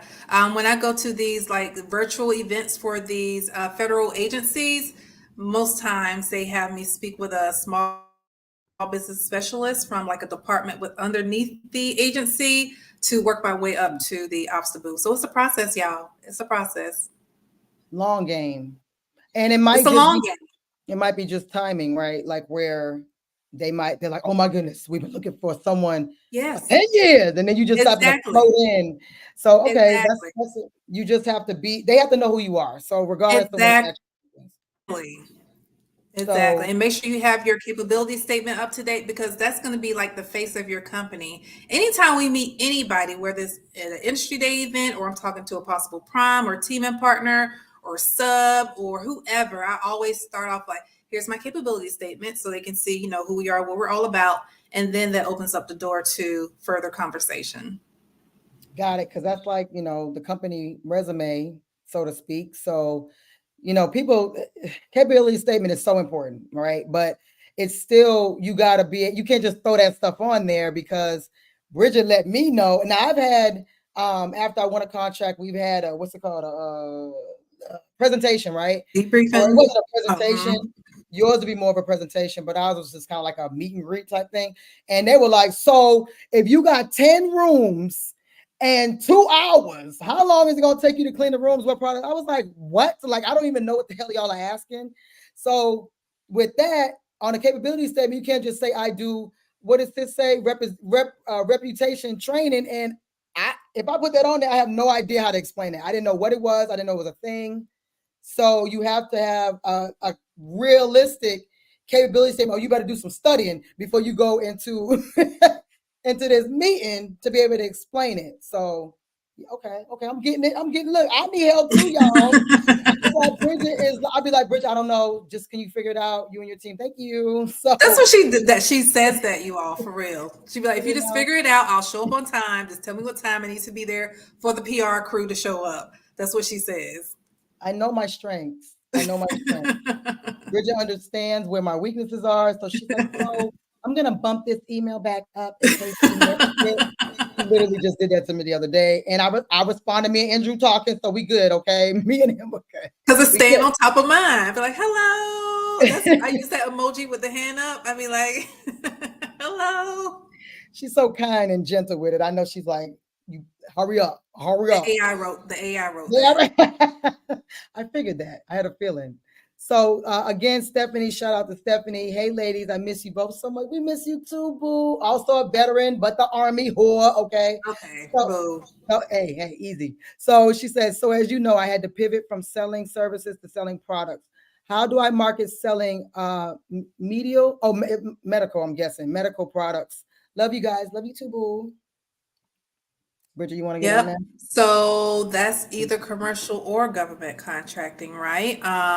Medical supplies. I know we looked at medical supplies. The only caveat to that is you definitely have to have the money dollars to spend in the beginning. So Stephanie got money. Oh yeah, you know what I'm saying? We thought we was gonna sell CAT scan machines in the beginning. I was like, yeah, we can ship some MRI machines. They're like, $4 million a piece. So definitely that's something that you want to look at. And that's also another relationship driven business too, with those suppliers. And then when it comes to supplies, again, starting in your own backyard and those P cards, go up to the hospital or the municipality building, be like, hey, I have these schools for sure. schools, like, hey, I have these medical products, what's the process of supplying you all? What is the platform that you all are on, Bonfire? Two things just happened. You found out where their contracts are, and then you had a face-to-face at the same time. So that's how that works. It's just that simple. And that goes into the marketing, to the networking question, because a lot of these people are still old school. Gen Z is not the damn principal at these schools. It's the same old heads that we had when we were younger. That transition hasn't happened. It's not going to happen during our peak of business and work, right? Us who are in schools now, the people who we went, Tanisha, who went to class with us, who graduated, she's the principal now at the school. So she understands, we're all on that same level of, trying to help each other in business. And that's what I'm amazed too. When I go to these different events here in Atlanta, it's the people who are around like the same era as me. And we kind of have the same mindset of, making it for our families and this lifestyle that we're trying to live in, in Greece. And so, yeah, it's us now. It's our time. We are the people at the head of the table. Can y'all believe it, y'all? Like, we was teenagers last week, and here we are. Last week.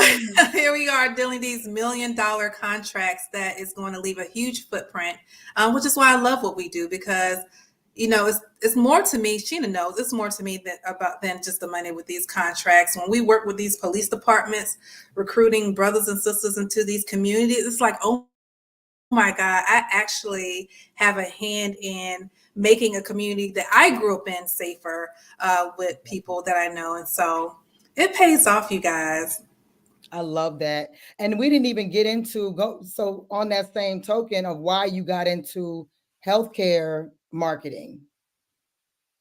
Marketing. So in the Air Force, the number one, we hold the nation up, Air Force, and working in the operating room, and then going into running a medical practice, and then going into doing surgery coordination here in Atlanta hospitals, and then going to UNC Charlotte and studying marketing, put those two together.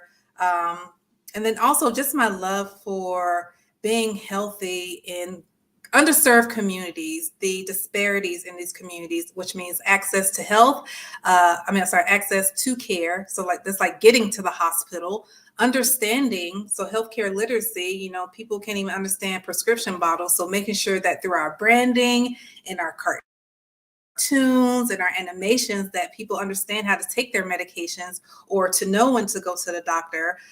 That's why I got into the space to help these underserved communities live longer and healthier lives by bringing in people who look and sound like them, because there are cultural barriers that prevent people from living healthier lives. That sounded like a commercial, but I really mean it. Like that's how I feel about it. I tell Sheena all the time. No, I love that, because let's just say you don't love scrubbing toilets, right? Bridget hates when I say scrubbing toilets, but I'm gonna say it because at the end of the day, it's not rocket science, right? We're scrubbing toilets. Rajani can attest to that. We was in there scrubbing them tubs and them toilets, and we made thousands of dollars doing it. So don't. So, like, if it's not that, right? Let's just say you don't love to clean, but you're able to get people money by doing what you do. Whether it's subcontractors, you're able to hire people. You're able to show people, hey, look, the elephant in the room is I'm a Black female, right? And I'm a little rough around the edges, but I run the hell out of a business, so don't play with me. So there's someone else besides my kids watching, like, wow, she's really doing this, and she's doing it her way. Bridget is the same way. Bridget is a very compassionate person with that hard exterior. She's a very compassionate person. So the baseline is the compassion for the people. So if that's the base for you, I want to employ people. I want to retire early. I want to, give my kids a business because I ain't had nothing when I was growing up. Whatever that baseline is, I feel like that should be the route to get you the government contract. And whatever the damn cadaver legs or not, I keep saying that. I don't know if Alvarez is still on. I found her fire trucks for y'all who was like, hey, like she didn't find her fire trucks when Alvarez first reached out. I found her fire trucks. So we're good now. Me and her are square. But anyway, the baseline is trying to get everyone that I talk to that really, really do this, they have a base. Hers is like trying to help underserved communities. Mine is employing people. You may not be the person that goes out there and marches during any type of civil unrest. But you're like, you know what? But I gave 10 people jobs, which is more than most. You know, I've helped people understand how to take their medication. Like, you know, what's going on with me personally, Bridget, is like that just being able to, you know how to live a healthy lifestyle at our big age is huge right now. So, you know, it's very, very important to make sure that you're addressing the things that are important. And these are the things you can actually be loud about. You know what I'm saying? So just saying. Okay, yes. So going back to, well, let me go to a couple of these questions. So Blessed View said I could do my new one. I'm assuming you make capability statements. So yeah, I guess. And so Ivan said, read this 3 times. Sheena brings on and is connected with money, moving, intelligent, and humble people. Take notes and connect yourself. I have. Yes, he has. We be chatting. And I appreciate you so much. You and Stephanie, I appreciate y'all for the super chat for sure. Chef B said, ladies, is there opportunities in the legal industry and government contracting? I haven't seen it on my side, but that doesn't mean it's not. Have you, Sheena? I have. So when it comes to even for marketing, right, Bridget, like marketing has blown up since I've known you.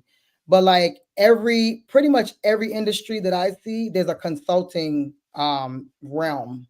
So with Bridget, you're going to explain a couple of your contracts because it's like we run out of time, but we still got questions. So I don't care. If you want to stay on, stay on. If not, we still talking. So with some of the things that have been that are out, it might be like you had won a marketing consulting contract, right?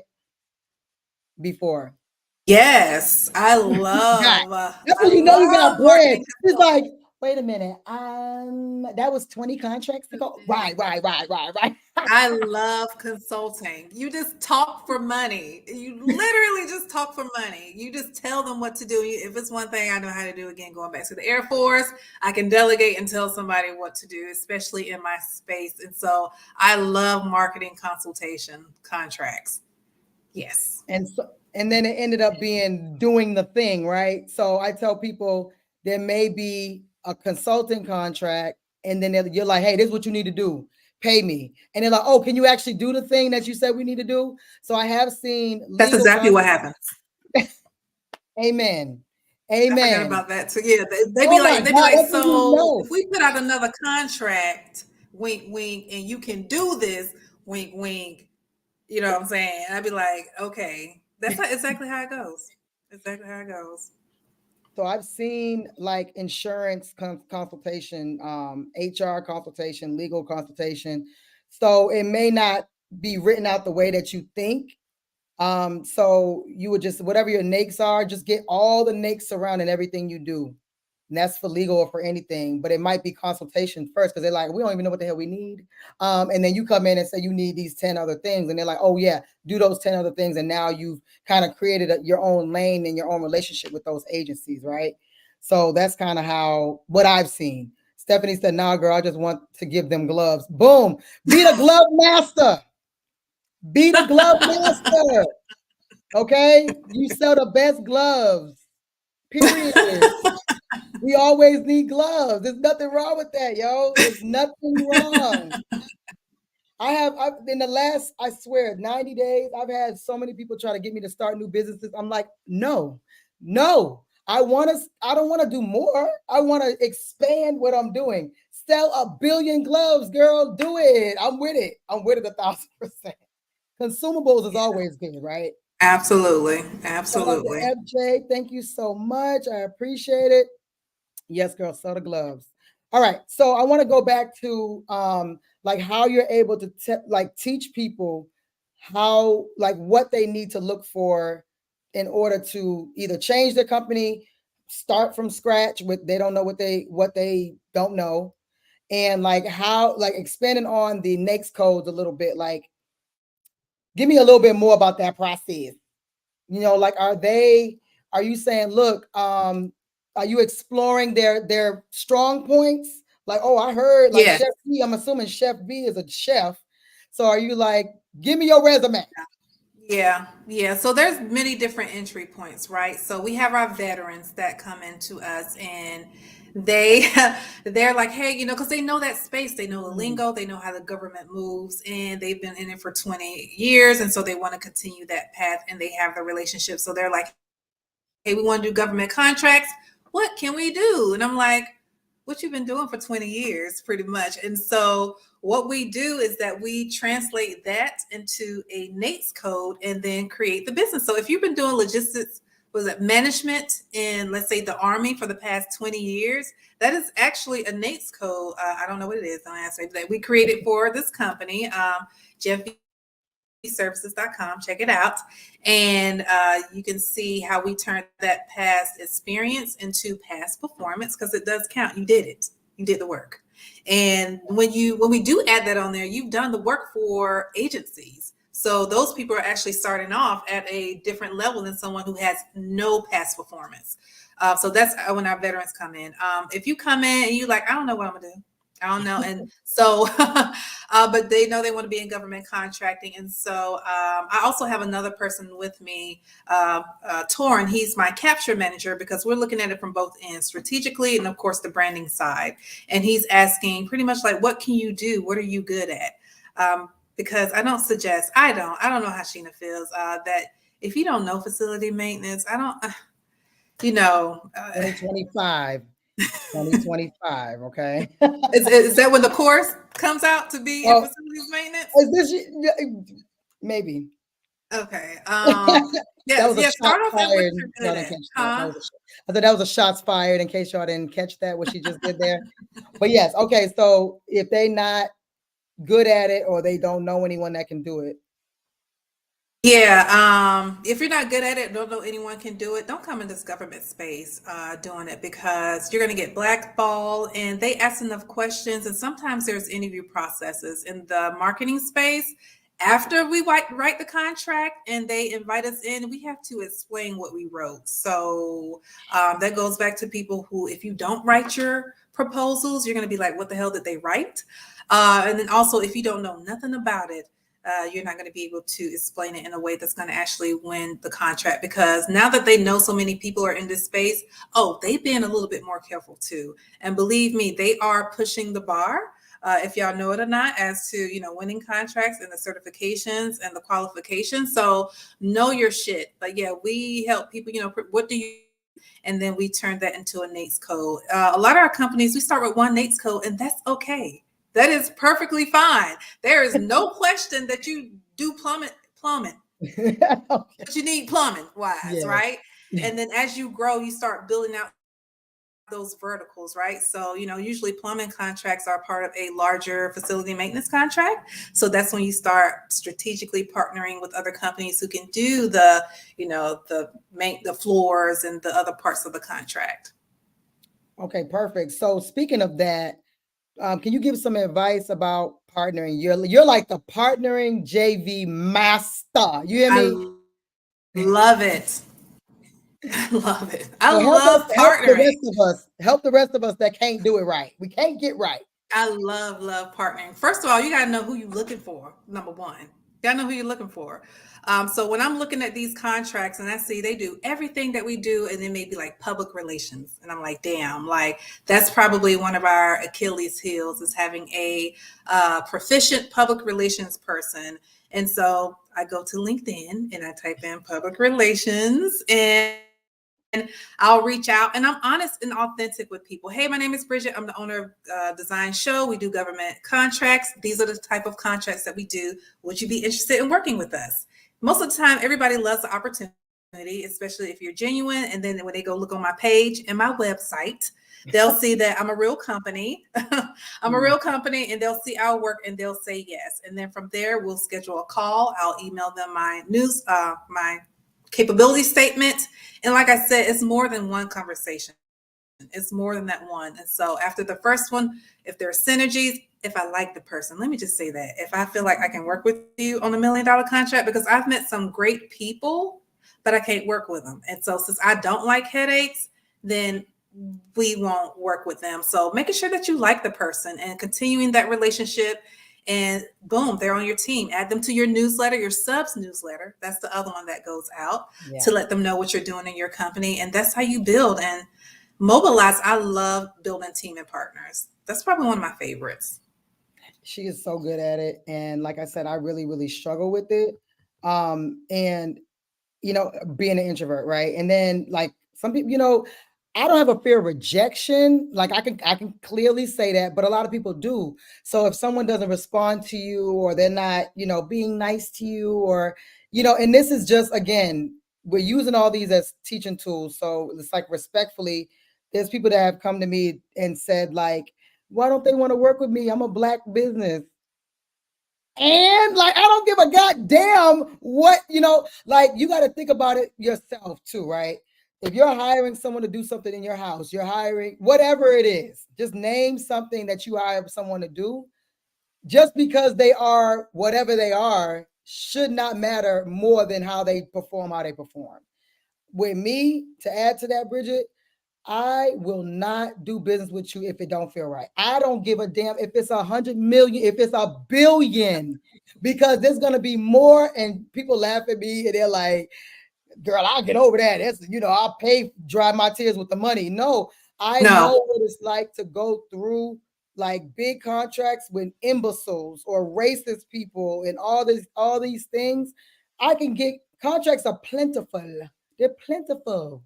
So I don't have to worry about getting my panties in a bunch with this other company who doesn't have Foresight's best interest in mind. The vibe has to be right. I don't give a damn. Everybody's not like that. They're like, hey, I'm going after the money. The vibe got to be right. I don't give a damn. And that's all period. Yeah. I want to address Ivan's question. He said, can you talk about mindset and how you plan your day for this? She the wrong, I'm going to tell you before I even finish reading this, Bridget is the wrong person to ask this question. But I'm going to ask. Respectfully, I'm going to ask because you asked the question. Can you talk about mindset and how you plan your day for this space and some things you do to get over stressful days pertaining to GovCon? Wow, sounds like the Night Way understands. He get it. He get it. Like, I don't know what you were gonna say about. I ain't saying nothing. Bridget don't sleep. Fuck that. Bridget don't sleep. So she's a workaholic. I'm a workaholic. Workaholics unite. You know, Rajani's a workaholic. Shonda's a workaholic. All my students, Stephanie's a workaholic. We all do this for real, but that's not healthy. So it does have to, and even Ivan is a workaholic too. But like I get it. You know, you do still have to have a balance. I'm getting older now, so them naps be crucial. Ain't no balance. And me and Sheena was talking about this the other day. You play when you can. When you get that little 3-hour break in between, go get your nails done, go get a massage, because you don't know when that time go run back around, because we have a goal and we're trying to get to whether it's $1 million mark, 3 million, 5 million, or whatever. And it's so important to surround yourself again with other people who have the same core values and who think just like you, because we're the ones who we're all going through the same things, whether it's payroll or clients not listening or somebody giving you a headache. And I think that's kind of how I get over my stress. I get over my stress by calling Sheena and asking her what's going on in her business. That makes me feel whatever, like always whatever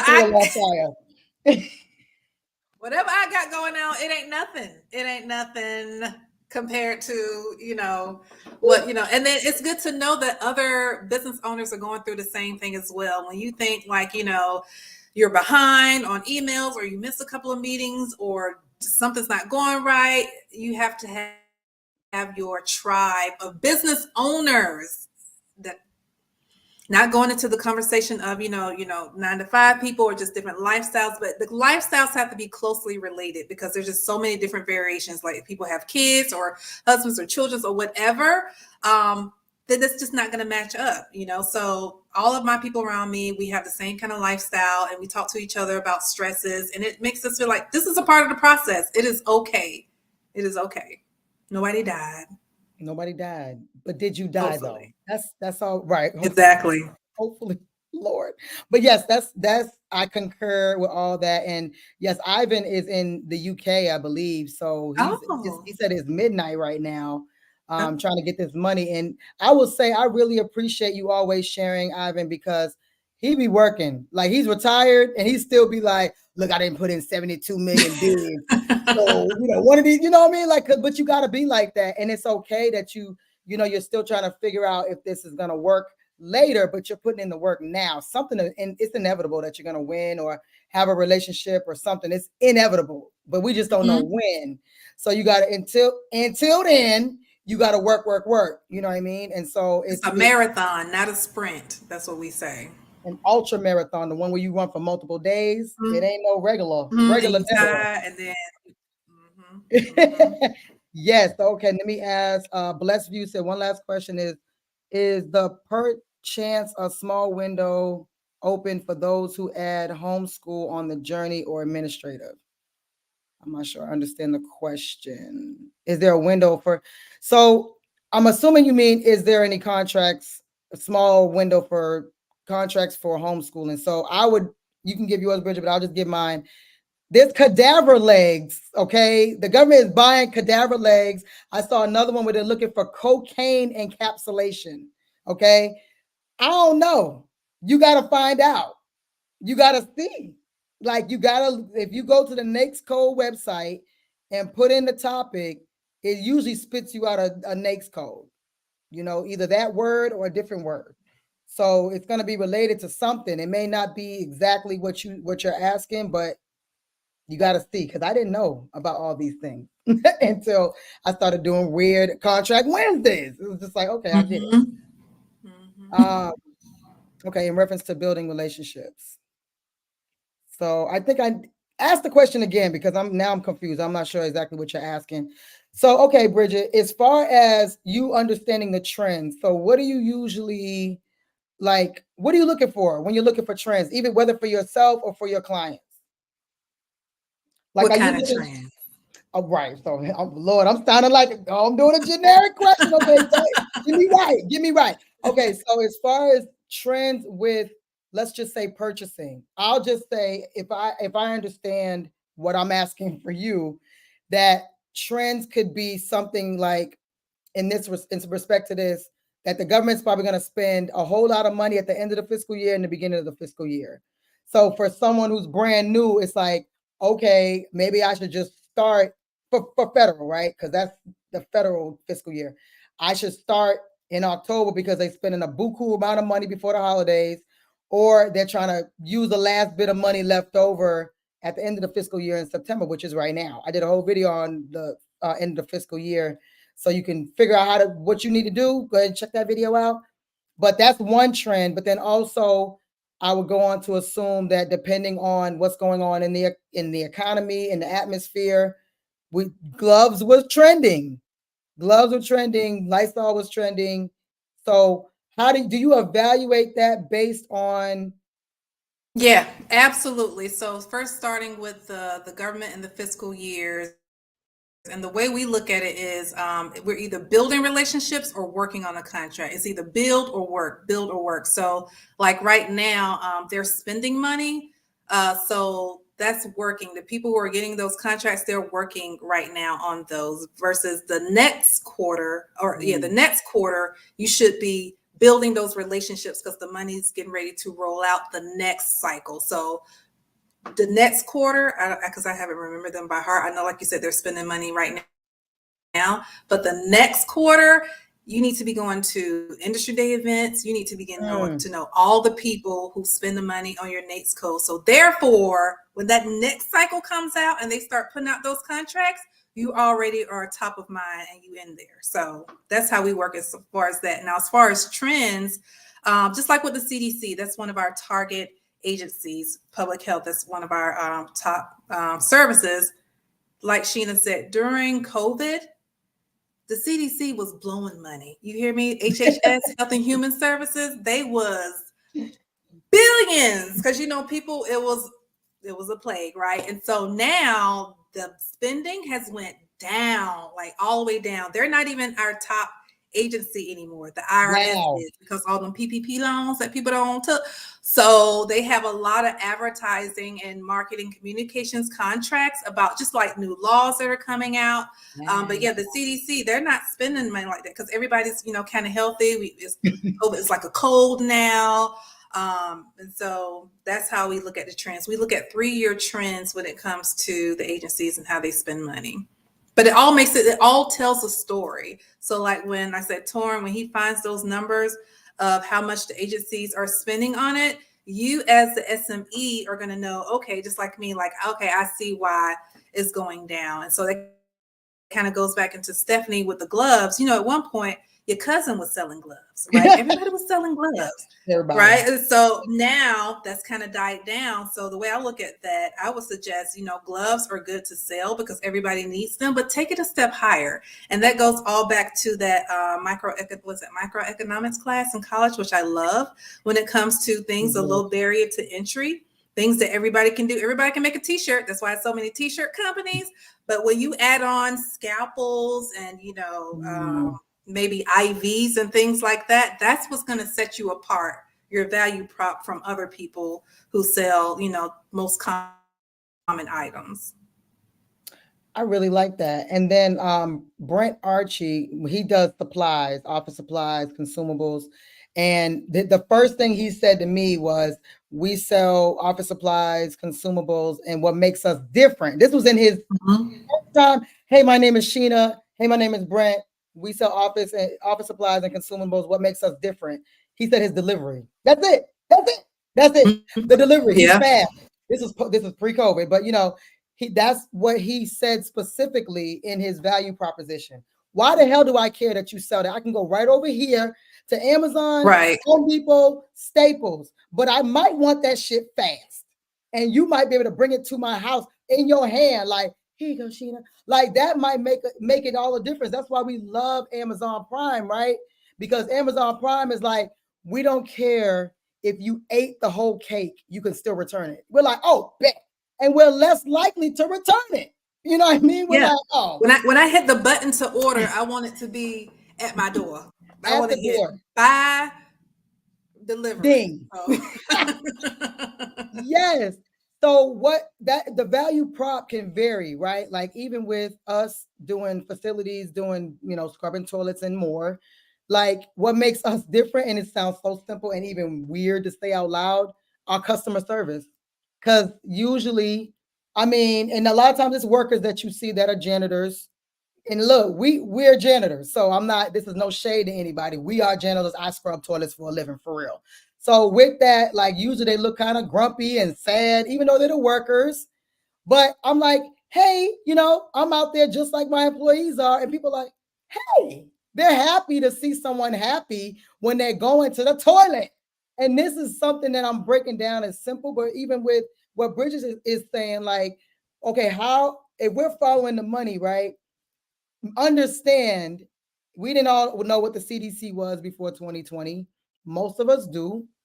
So you're like, well, I wonder if the CDC is working on any active cases right now. Not as many. So I don't want to just say I want to focus on the CDC. You pivoted. So when you pivoted, what did you guys like? Did you use a website? Did you just say you watch the news? Did you just, I don't want to say common sense, but like, don't look at me about the news. But I don't want to just say that. But like, how do you know how to find what's going on? The news. You know, I love the news. You know, I'd be like, did you see this on the news? A contract is coming out. Didn't see it. Yeah, so we pivoted, but we still keep up our relationships with the CDC. But again, we want to go with who's spending the money on our NAICS code. And so, yeah, we just started to go to the industry events for the IRS, and it's one here in Atlanta, of course, downtown, talking with their OSDBUs, the business specialists, the LinkedIn, you know, the same exact things. It's repetitive. Wow. Okay. So you just said, okay, we know we need to focus on the IRS. So in every medium, we can talk to them, whether we go down to the office, whether we talk to the OSDBUs, whether we go on LinkedIn, we stalking the hell out of the company because we want that money, and they have Right, it. right. And then everything that they have on their websites, make sure you go to the agency's website. This is also a low-key hack, and sign up for their newsletters, because they tell you exactly what their problems are.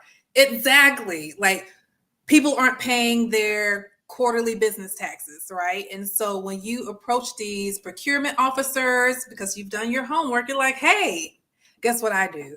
I do marketing to help companies to pay their taxes. You know, how can we be a part of you all's process? Do you have anything coming down the pipeline? It's just that simple. So they let you know where the problems are. In the commercial world, you have to figure out, hire, research, go through different, past reports to find out what the problem is. But in the government space, they tell you exactly verbatim. Isn't that crazy, y'all? It's so crazy. And that's going to be another clip, because it's like, she just said, y'all will ask me in an industry I know nothing about, respectfully, and instead of going to an agency that might make sense, just might make sense, Department of Interior, USDA, you may, like I said, you may not know exactly how the process works, but I knew that I could sell janitorial services to any agency. That's a fact. There is not a single agency that's not buying janitorial services, federal and local. Now, corporate is a little different, but like federal and local, I knew, I'm like, I'm not going to focus on that, but I'm going to focus on the pain points. Why do they hate their janitorial company? Because the mother suckers don't respond to emails. I am an email responder. You're going to get that response anytime.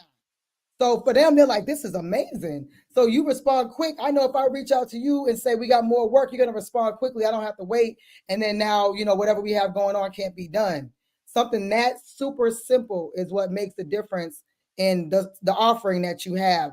If even when it comes to registering and SAM, y'all don't even respond to emails for a week. That cage code thing is going to come back and it says you got 72 hours. And then you get mad at me when you don't, when you're like, I never got my cage code. It's been 6 years. Well, guess what? you didn't not only not respond to the email, but you can't even find it.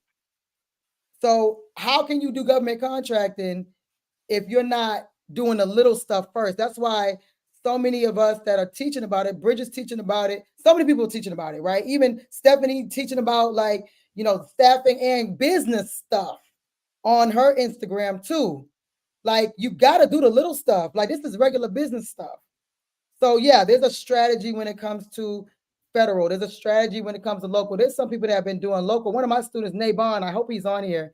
He's been doing government IT contracts for 10 years. He's like, how do I do government contracting? I'm like, you tell me. You're the one that's out here with the school system, laying fiber or whatever he was doing. I was like, you're doing government contracting.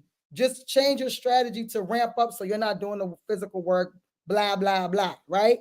So we are at overtime, but this is a great conversation. There's still a lot of y'all on this call. So Can I just mention the thing about the news really quick? Oh boy, yes. Because there's value. I know how y'all feel about the news, but I definitely feel, I told Sheena, I see why our grandmas and mothers watch the news every day, but this level is about government contracting. So what I listen for is, of course, changes that happen in the city. So here in Atlanta, in Midtown, a water main broke, right? And it caused freaking havoc. They brought in, then I heard they're bringing in the U.S. Army Corps of Engineers. So, okay, now I know they talking money. And so I was like, shit, I wish I had a piping company, because right now you should be heading downtown to them people, Public Works, and be like, hey, I have Piping Bridget USA, and we know how to fix pipes, and how can we get involved in fixing these pipes? Like, the news will let you know ahead of the 8 ball what's coming into the city. And another case is they're building a place called One Stop in Gwinnett County, right? And so the land hasn't even been excavated yet, but they're letting us know as citizens that this is coming. So what I hear is, it's a government contracting coming for construction, of course, facility maintenance, and of course, advertising to let the community know about this One Stop. So you know what that means I need to do? I need to join the chamber of that county. I need to go to to different events in Gwinnett County and make friends and play nice and shake hands and kiss babies with these people who are over this, so I can be on top of mind when they put out these contracts,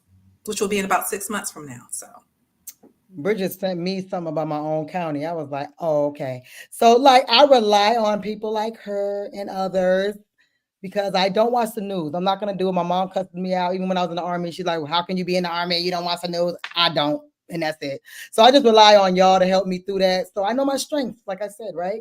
So with that, that's a very good point. She actually, by her telling me about what was going on in Gwinnett, made me join the chamber. And I am not a chamber advocate if it doesn't work for you.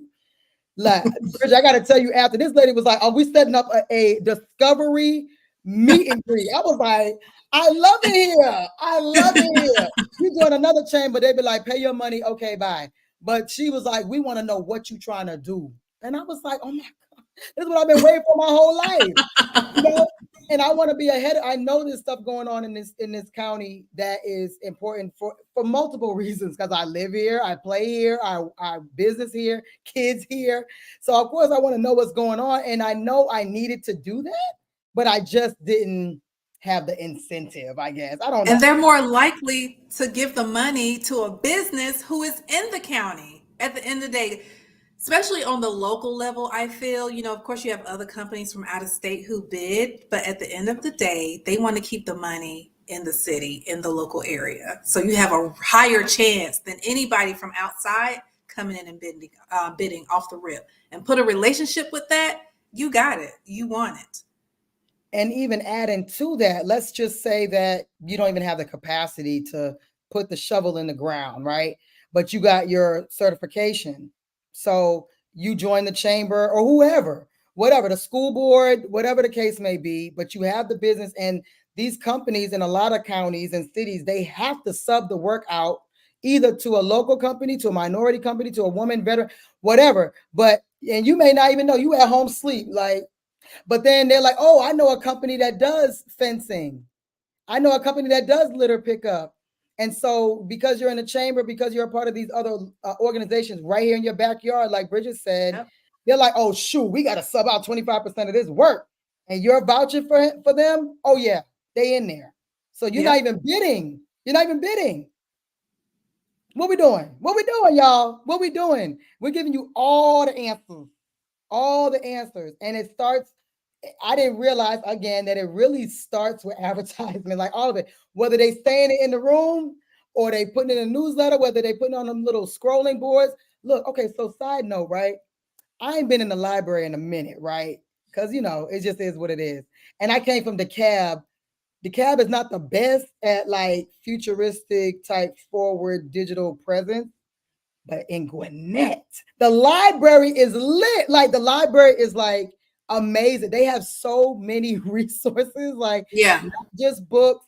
You can get your high school diploma at the library. I'm like, what? And it's like utilizing those, even getting to know the librarian. There's other people that come in there. People have events in there. So like utilizing these smaller, like niche, you can get $1 million contract through the library or through the chamber or through whatever. It doesn't have to be like I registered on sam.gov. I'm looking for whatever contract. Like there's so many other ways that you can. So many other ways. Can you help me understand that? So many other ways. So many. Networking, just being in the room. Like I think I've shared this before, that I was in a program. It was like a double connection. In a program, somebody that was in a new program we didn't know each other. It was a brand new program. We had just started. But the person from the first program was like, oh, you need a janitorial company? Talk to this person. But I just so happened to also be in a new program with that person. That was one of my biggest contracts as a sub. And I didn't bid nothing. She was just like, oh my God, I need you. Please, SOS, 911 emergency. I need you because our janitorial company dropped off the face of the earth. I don't know if they're dead or alive to this day. I need you. And this person vouched for you, and you in the program I'm in, and you're in that program. Oh yeah, you in there. So like that's a really interesting way to make hundreds of thousands of dollars. I'm just saying. Okay, so I want to address a couple of these things because we had 2:18 and y'all still on here, and I love I you. don't ate my chapstick out. Hold on, y'all. Boom. Drink water. Drink water. So, is it McCary said I lost out on a grape juice contract in Atlanta? Was it for the Department of Corrections? Guaranteed it was for the Department of Corrections. See, grape juice. That's like not even. That's not rocket science, right? You just got to figure out how they want it and when they want it, right? So she says she does medical, dental, laboratory supplies, and you do grape juice. Girl. And then okay, so Ivan said this is all the stuff he does. So that's all kind of in security and stuff. Yeah, and telecom. Right. Besides the office supplies now. But I know you do a lot with Ivan does a lot with what's it called? What's that thing called? DLA. So I understand. Oh, he's listing all his stuff. Okay, so the list is from the North Carolina Lotto Commission. Oh, okay, let's go back. Wait. On some of the things they need and have bids for currently, got it today. So, okay, my bad, Ivan. So he's saying this is all the things that the lottery wants. The North Carolina lottery, something you wouldn't even think about, right?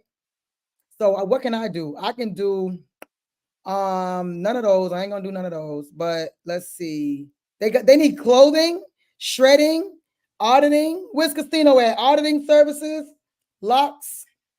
That's dope. Okay. And let's see. I like finding companies like yours because you speak from personal experience, even though I also have crazy questions. No problem. They all crazy, right? Hello, Crystal. Good to see you. Let's see. A. Johnson said, hi, Sheena and Bridget. I'm Asia, and I'm learning about government contracts. I earned a digital marketing cert a few months ago. How much past performance do agencies look for in the digital marketing field, in your opinion? Great question. So remember, the government space, they're quite antiquated. So this whole marketing and digital presence, they're just now rolling onto. And so from what I noticed when it comes to digital contracts, I really see that in education when it comes to school and enrollment, anything with enrollment where there needs to be ads, and that's on your state and local level, I see digital marketing. Now, when it comes to the federal space, I haven't seen just that by itself. Like I said, kind of like the facility maintenance, it's encompassed inside of a nationwide contract, whether it's something like, maybe Wounded Warrior, where digital marketing may be a piece. So that's what I'm telling you. You would make sure that you team with partners like my company who offer those other services, or with primes who don't offer digital marketing services. Because at the end of the day, if a prime has your service, what they need you for, right? So make sure as you partner with these primes, you're offering something that they don't have. But yeah, digital marketing is definitely a growing field in this space. Now, okay, past performance. So to me, like I tell Sheena, and as you probably know, Johnson too, when it comes to marketing, even though it's industry agnostic, meaning if you know marketing, you can market anything. In the government space, not so much, because they'll have things like airport terminal marketing, which is totally different from a festival marketing at a local level. So, it takes different skills and tools and knowledge to market both of those industries. So when it comes to past performance, it needs to be very similar in the marketing space. How's it for you, Sheena, when they ask for past performance? Is it just like, hey, we mowed this lawn before, so we can mow any lawn? Or are they asking for certain, like, you have to have the mower 3000 to do contracts? How is it on your side? So I like how you broke it down earlier when you said your past performance is your past performance, even if it was a job. I had a student who did facility maintenance in the Air Force, and the PTAC told her that don't count. What? That's dumb. So, it's on our side, even though most of us have cleaned the toilet, in our life, they still do want it to be similar size and scope. Because the reason why similar size and scope is important because of time, right? Because especially when it comes to, like, say, day porter, the day porter means you work from 9 to 5. and you clean a certain amount of things during that time, but it's not like a clean and go where you like, I clean everything and then I leave. It's like the school janitor, you know, it's like clean up on aisle 5 or clean up the kids spills throughout the school while he's there, and that's it. He leave at a certain time. So for us, it's kind of like it needs to show that you can manage the time, the people, you know, several things throughout this process. So it's the same but different. Like it does have to be the same. Like I always tell people, look, figure out your past performance. If you don't have it at all, like you can't pull nothing out the sky. All my students have access to my past performance. That's one of the incentives we offer, right? Because I'm gonna endorse you and make sure you're not out there crazy. But if you don't have me or you're doing something totally different, figure it out. Figure it out. Okay. But when it comes time to perform, Rajani will probably even tell you, Casino probably even tell you, when it hit the fan, you know, is more than what that they want to make sure you can handle the stress and the pressure and all the other things that come with that specific job, that specific even delivery, anything. I gave the example before, like if you sell paper, that's all you do. You sell printer paper. What happens if the person that you hire that you don't know because you just subbing to work out, they drop it off in the hot Georgia sun and then it rains? Paper's over with. It's over with for the paper. Like that's the end of that contract. Like they'll never talk to you again. So you know those type of things. Like, oh, it's just paper, Sheena. But have you thought about the logistics piece of it? You know, that's always what I bring. So Casino said, "I'm here. Look, they got auditing at the lottery. Casino, they got lottery. They got lottery auditing contracts. You need to check that out." So he said, "Man, I want to hear what the biggest check y'all got from the government contract. My biggest check was $94,000, thanks to Sheena, of course." Oh, we didn't look even at get to that. the numbers. We didn't even get to the numbers. You sure is right, Casino. Okay, so let's go through these contracts. She forgot. This is how you know you got bread. She forgot about a contract. I love my marketing contracts because we get a lot of P cards, and that's simple $10,000 swipe for a publication all the way up to 150K. So this year, the 1 million year goal. Wait. How long? So with each of these numbers, I need you to tell me either how long it took you to do it and like what was the expectation or whatever. So a lot of our contracts are like, so we have firm fixed prices. So we have our 10,000, which are reoccurring, which are our publications for different counties and cities. So that's 10,000 a pop a month, and we do about 6 of those. Then we work with Fulton County. So with their senior services, and that started off as a 30,000 contract, and then with a renewal of another 30,000. Then we partner with 30,000 and how in a year, 30,000 a quarter. You know what? The marketing contracts at this level, I feel at local, they're very short, which I like. So it's like an in and out situation. And so they're usually maybe 3 to 6 months because it's a campaign. It's in and out. Give them a check and we in and out. Versus on the federal level, which we are bidding on one right now, those are for, more years. And we work with the city of Fulton. We did a renewal there. We are a sub on a contract with our team and partner in San Antonio, and that is a U.S. Virgin Islands contract. So that is 150K for our digital marketing services. We work with another company in California for their public health contract. That is 2 years. So we got that one at the end of last year, and that is about 200K. So that's all I can really remember right now because she got bread. So she's like, because we built the right partnerships. That's the whole thing. When you build, especially with your subs, and they bring you in on what they have going on, that's an easy match made in heaven. So this has been a wonderful experience. The money has been amazing. The checks come on time. I mean, it's nothing compared to it. There's nothing compared.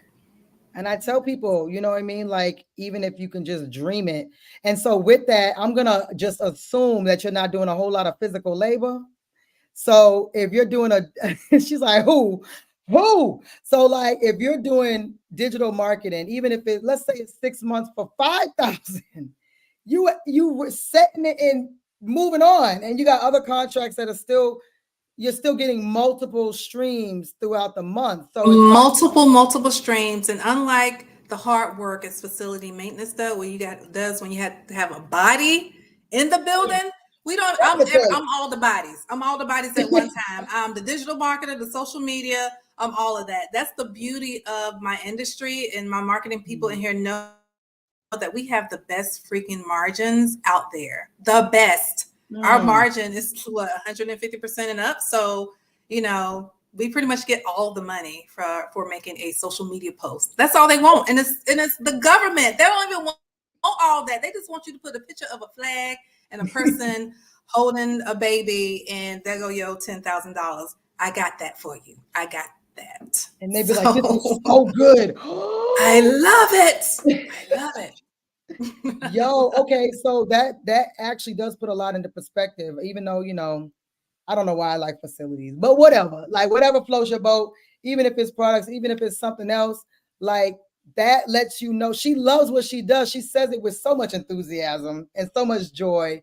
So it could be 5,000. We all want the big money, right? So we can retire early. We getting older, but like, even if it's 5,000, 10,000, whatever, she still loves what she does. So it's like, I want the big money, but the little money is still cool too. You know what I mean? Little money comes easy. And let me tell you about that federal space. That federal space ain't no hoe, as I said today.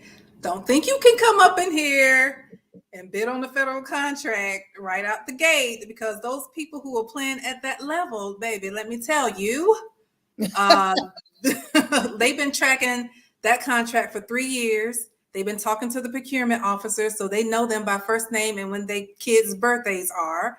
And then you go come up in there with the shoulders, your, 60-page contract. So just know the federal space is a totally different game, you guys. Start in your own backyard, build a strong ass portfolio. So therefore, when you go into the federal space, it's no denying that you know this job along with the relationships that you've built. And so going into that 1 million 1 year, that was my first goal coming into this situation. And now she got bread, so she's like, $1 million. Who? Yeah, look, $1 million. Look, that's my pocket change. Y'all remember that on Coming to America? He's like, don't take my pocket change, I keep. So yeah. Our goal now is 5 million, and we're definitely working on that. We are on a federal contract that is currently for 150 million, and we are the prime because we are SDVOS busy certified. And that's why I said at this space, these not corporate companies, these big companies, they don't have these set asides, you guys. They didn't have the SDVOSB. So two $250 million companies called me and was like, hey girl, you got an SDOSB? I said, who?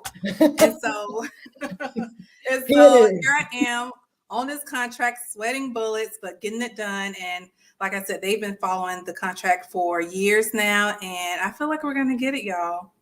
I think we go get it. Look, put in the chat. You got it. You got it. Put that in the chat. Lord, please, Jesus. Put it in the chat. You got it, Bridget. You got it. You got it. You got it. You got it. Because like, that's just like she said, you go from like a baby business to a daggone multi-millionaire overnight. So you got it. I want to see it. I want to see all y'all that's on this call. Bridget, you got it, because we know she putting in the work. Again, we don't know which money is coming at what time, but like some people's first contract is a couple of million, and they're like, oh my gosh, this is a lot, so be grateful if you didn't win $1 million contract right out the gate. So you can get like paid practice. They pay you to practice with the $2,000, $3,000, $4,000, $10,000 contracts. Okay, they paying you to get your feet wet. And you can do federal, okay? You can do federal as long as you're not trying to go after the 50 million out the gate. I mean, maybe you can. You can't handle that. Look, let's be for real now. I don't look. I'm a dreamer, if you haven't been making 50 million, and that's what they tell you too, 50 million can take you out of business as quick as that, you can go into business. Right. That's so if y'all haven't read that FEMA story, which Sheena talks about a lot, definitely read that. Yes, I did a whole video on it. And with that, it's like, you know, there's not just the contract that you got to worry about. Guarantee you're going to have a lot of employees. You're going to have a lot of subcontractors. You're going to have people that are literally going to try to screw you over because of the money. You a great person, but they wouldn't do that to me. They don't give a damn about you. Nah, And they don't care if your baby eat.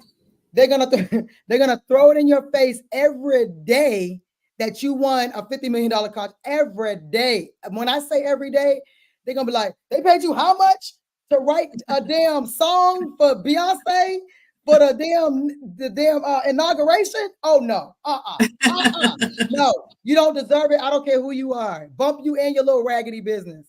And you're just literally just trying to do what you can do. And there's other elements to it. So I'm not saying don't bid on stuff. Bid on whatever, but be able to handle it too, because there's a lot of rumblings in the government contracting streets that people are winning and just not performing, not showing up, canceling the contract, saying they made up all that, like made it up, like can't even. They ain't never seen cadaver legs. And they're like, we do cadaver legs at every level. And then you're like, oh, snap, we really won. What do I do? No. That's not how that works. And y'all gonna mess it up. Y'all messing up my money. You're messing up Bridget's money. They're gonna push the bar. They're gonna push the bar for hard and harder for them further to get. Yes, and it was already like a barrier to entry. When I started, it was no SAM.gov, it was FBO, and it was a lot easier.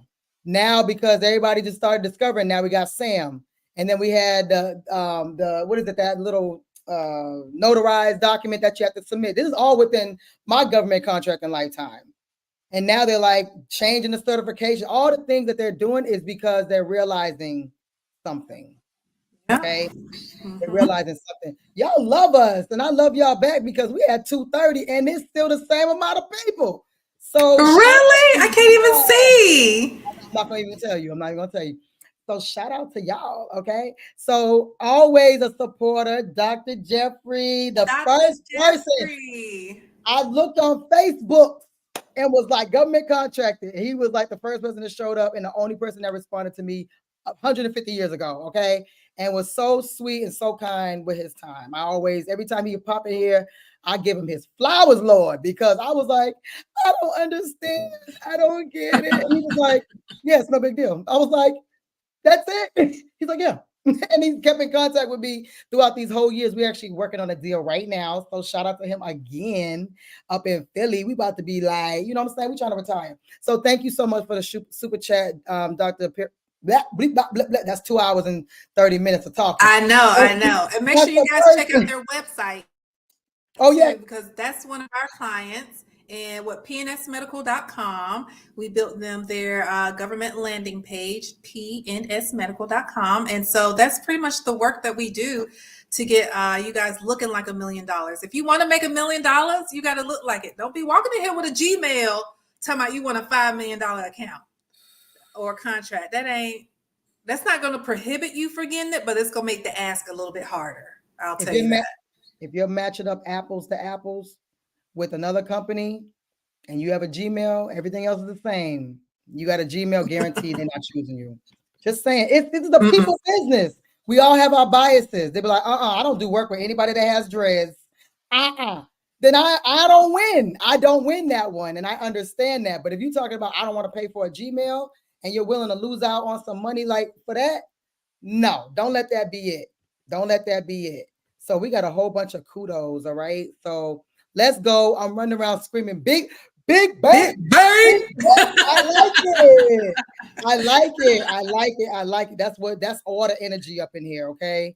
Make sure y'all hit like if you just coming in a little bit late. If you haven't hit the like button, share it with someone you think you might find it valuable. So Sean said, you got it, Bridget.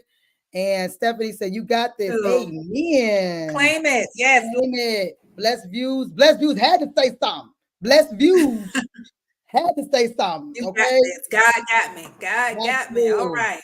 Yes. Chef B said, you got it. Got it. Got it. Thank y'all so much. Unetta said, Unetta Moore said, you have it. It's yours. Okay. Yeah, I got it. I got it. Thank you. Thank Yes, you. Lord. Yes, thank y'all so much for shouting her out because Bridget be working hard. Y'all be Yes. like, I'm like, Bridget, let's go to the pool. She's like, I'd be okay, like, I got gonna give 18 me. contracts. I'm like, you working harder than me? Like, what's up? And she's like, is that gonna make me money at the pool? I'm like, I'm just trying to be your friend. I just want to be your friend. It's I'm like, like, who's signing checks at the pool, Sheena? That's my ideal fun, to go somewhere where you can sign a check and dip in the pool. Like what that's at? That's my party. That's my type of party. amen. Amen to that. Yes, you got it. Yes. Thanks, Okay. Casino. Casino said he can handle 50 million. All right, Casino. Okay. So he big bank too. Okay, His I bank, got it. I think but he's already done government contracts, y'all. So he ain't brand new. So of course he can. Of course he can. You got And this. he Air Force too, right? Let me just make sure Boo. that we just Anyway, point that out. so He's Air Force. what I say, we're all brothers and sisters in arms, right? So Makara said, you got this, Bridget. God is amazingly beautiful. Love it, love Thank you. it. Okay, you got a small one, a small contract for the experience. That's right. Another one, you got it. Thank Yes, yes. you. All this love. I love the energy. Exactly, Sheena. That was me. I'm glad I didn't get it. I was like a deer in headlights. See, because I don't like, does grape juice, I don't know if you're talking about the grape juice one, but does grape juice need to be stored at a certain temperature before it turns to wine, grape wine? You know, like you don't even think about it. You're like, oh my God, I want a contract. Like, you don't know. Like, and anybody, They're like, it got to be delivered at 36 degrees Fahrenheit in and you in the 26 hot Georgia boxes. sun. It's gonna be grape jelly. Think of like, And you'd be like, what happened? It was delivered perfectly. Yeah, but they sat it on the shelf for damn 30 days and you missed that part of the damn solicitation where they said it has to be whatever, something going on. Like it has to be what non-perishable? Non-perishable. You don't even know that. So or they win and think that they can subcontract it out. No, that's not how it works. Stephanie, look, we're all the same. Stephanie, Army, like we don't mess it up for all of us. And y'all putting your business that you work so hard to either register or you work so hard to build into a whole nother human that you never met, their hands into their lives. Why? Why? Okay. Let's see. A. Johnson said, thank you for that great explanation that you gave. Let's see. This is the only I did to get back moving in months and saw this was coming on. Glad to be here. Glad you're here. yes. You said our old website was not the best. And you recognize that, and you still was out here in the free world with the raggedy website. Stop doing it to yourself. Slanging Stop proposals. Okay, shout out to Torn. Bridget is amazing at making small companies look like giants. That is a fact. That is Thanks. a fact. That is a Because we fact. want big money, so we got to look like big money. Okay. I had a friend way back when I was doing real estate, and he told me to create an organizational chart and put my name, create the positions, and put my name under each one. I like now that is just so clear. I'm like, yeah, duh. I could not. It's like my brain just halted. Like I could not understand why the hell I would do that. And he was saying that it was to have what positions do you need in your company, regardless of who's in it right now. You in it.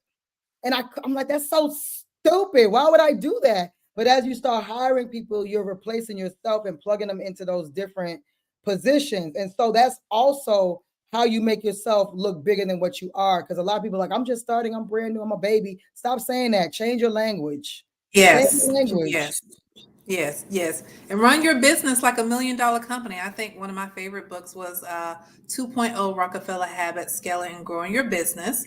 And when I started running my company, like having these morning meetings, and which I love now on this side of the table, right? When I was employed, I hated them, but I'm like trying to get everybody pumped in the morning.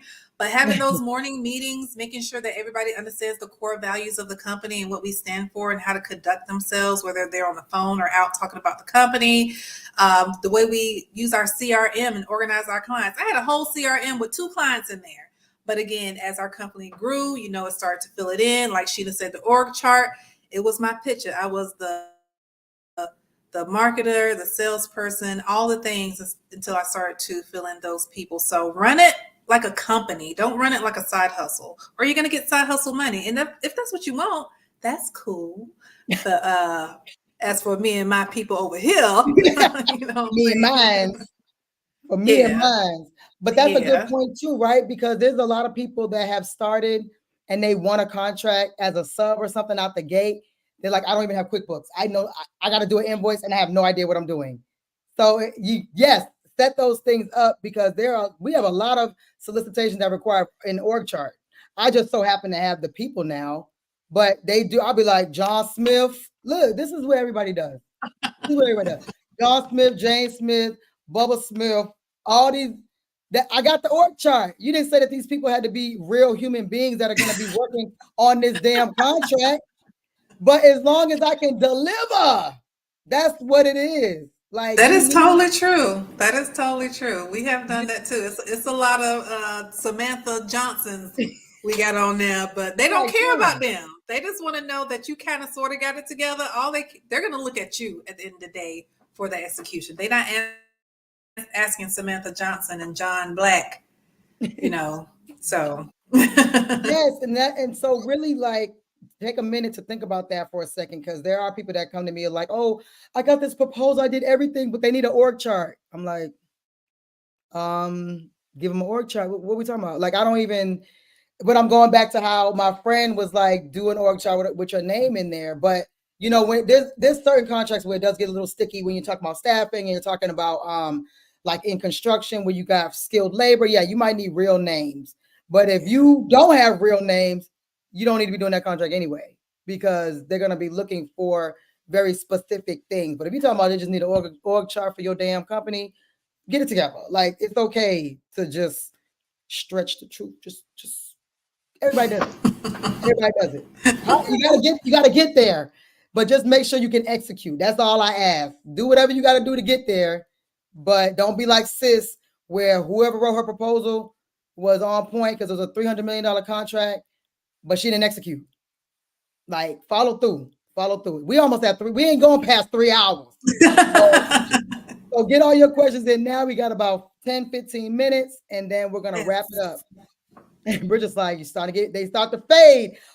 Bridget's used to this, but like all the other people, they be like, whoo, at 2 hours, they ready to Bridget can't go past 3 hours. We know Bridget's timeline now. 3 hours is too much. Look, I'm just thinking about what I got to do. I got to get this proposal in. Oh, Lord, hurry up. Okay, Lord, hurry up. Let's get it together.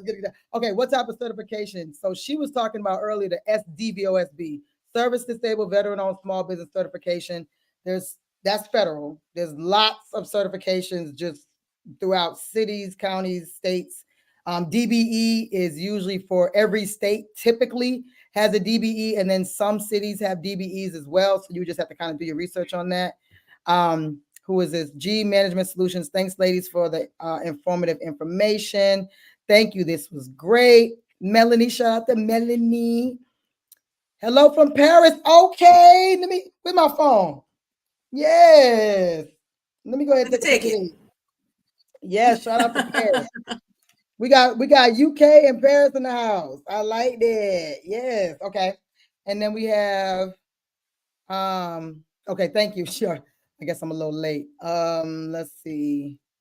What's the website she built? Oh, it did kind of cut you off, Bridget. Did you say PNS? P is in Paul, ANDS, medical. What is it? PNS medical. Did it cut me off again? Well, okay, so Papa November Sierra medical. That's what I was trying to think of the letters. You know, Air Force name. We ain't really have to learn that. Y'all ain't. Y'all ain't. Papa. That's P. That's right, Papa. I had to think when my daughter's getting ready to go to the military. I was like, Romeo. Like, I couldn't remember. It was like my brain dumped all that. So I've been only a little refreshed because she's going. So yeah, don't feel no kind of way. Make sure y'all hit that like though before y'all ride out. Those correction facilities be one 3 gazillion pounds of grape juice. Yo, they want everything. They want all the rice in the world, all the rice at the farmer's market. You know, them big ass sacks that they be having. They want multiple of those. That is so true. Let's see. So I learned me something. Yes, girl. Thank you. Thank you. Hello from Arizona. Okay, Lady V. Thank you Hey, for Arizona. Hey. Okay, so Themson, I'm not going to try to pronounce your last name. I am currently a French resident. I would like to know if it's possible for a French person to do this business. So I have another friend who's from Ghana, and he was kind of asking me the same thing. I think he still had to get like his citizenship, like a social security number. I am not an expert at that, so I don't know. But on the SBA.gov website, smallbusinessadministration.gov website, they give you like the criteria for government contracting. And that's free, y'all. Like before you come to Bridget, before you come to me, anyone else on the interwebs, like if you got basic questions like how to get started or what's a certification or anything like that, go on that website first before you even book a meeting with SCORE, before you book a meeting with the PTAC. Go on the website and read. If you don't like to read, you can't do government contracting. Period. You cannot do government contracting if you don't like to read. So if you're not willing to read, go sell Stanley cups on Etsy. I'm dead ass, yo. Like I'm so serious because y'all killing me saying there's a 5-page proposal. You don't want to read through it. Just read it. Just read it. You might just even learn something. You might not bid on that one. Okay, Bridget, I'm taking all your shine. So last thing is, what's the cost of the PNS website? What's the cost? Her team built it from scratch. Like it's a custom website build, so it's case by case. So her information should already be in the description of this video. So you reach out, you join her Jumpstart program, which is fantastical. Like it's lit. Yes. It's so lit. And we're actually gonna try to incorporate it with our stuff too, because yes, you just need that boost to do that and then go on and do great things. You may not need a full course, whatever those things are. And she kind of cracked the code on that. Like she kind of figured out what people really, really need at the beginning. And even if you don't do government contracting, I think you can still take that capability statement, the website and all that stuff, and just like have your presence out there. Somebody might come to you and then you're like, oh, I'm back in government contracting. I didn't want to bid, but now I'm back because someone reached out to me. So that's pretty much, she's going to be giving her offerings. So don't call her or email her with no BS. Look into my eyes, y'all. She ain't playing. Don't reach out to her talking about how do I get started. Don't do it. Don't do it. We gave several free resources. We've been on this line for 2 hours and 50 minutes. So that should be at least enough to get you past how do you get started. We didn't give websites, we didn't give examples, story time, all that, right? And she's giving her resource in the description. She's showing you this is what we offer. So just take your time to read, to figure out what you actually want, what you want to do, at least something, explanation. I had one, this is the last thing I'm gonna say. I had one student where she did a presentation for me before she bought the course. She was like, I want you to understand my life so you can offer the best opportunity for me to go after contracts. I mean, it was lit. Like it was on point. She was a warrant officer in the Army, so that's to be expected. But she was like, I don't know what I want to do specifically, but I got, a mom, a kid. I did this in the Army. Like I said, this is amazing. This should be mandatory work. So just kind of go through a mental presentation in your mind of what, if you come into Bridget, if you come into me or anyone else and the PTAC, this is what I'm trying to do. Help me get from A to Z. Help me get from N to Q. Because you might have some, I ain't gonna say A to Z because that means you just want someone to hold your hand, but like N to Q, I got all this, I got the stuff at the end, but I need this piece in the middle. Okay. So I'm gonna give one last shout out to our wonderful, wonderful, wonderful contributors to this video. I'm starting to get tired, y'all, too. I'm sorry. So my jacked up. So shout out to that, Sean. Thank you so much for the super chat, super sticker. Thank you, Stephanie, our bestie for real. There's Stephanie 1 and Stephanie 2. So right now, Stephanie 1. My girls, you both are the best. Thank you so much. Stephanie 2. Well, I guess we can use them interchangeably. Stephanie A, Stephanie B. Hey, ladies, miss you so much. We appreciate you so much for the super chat. And then we have Ivan, aka A Night Way, coming from UK. Thank you so much for your constant and consistent contributions to this channel. And Dr. Person, of course, always a special place in my heart. Also a constant and consistent contributor to this channel and to the world, Craig. Like he's a gift to the world. He's a gift to the world. So thank you all so much for hanging out with us. And I want to offer these people who hung out with us for 16 hours on this call here. So for all of you who are still with us right now, this is your homework, okay? So in order to get a free 15-minute consultation with our company design show to see if you're a good candidate and so we can put you into this circle, I want you all to make a quick 30-second video and post it on LinkedIn and let us know what you learned here today and tag myself and Sheena. So if you do that, I will get the tag and then I will call you up and give you a free 15-minute consultation, myself and my capture manager, to look at where you are in this journey and see, you know, if you need a jump start, some cables, or if we just need to put you to sleep. Okay. Euthanasia, as they call it. Yeah. So yes, make that video. Hey, my name is Torin and I'm the owner of XYZ and we do these facility maintenance services.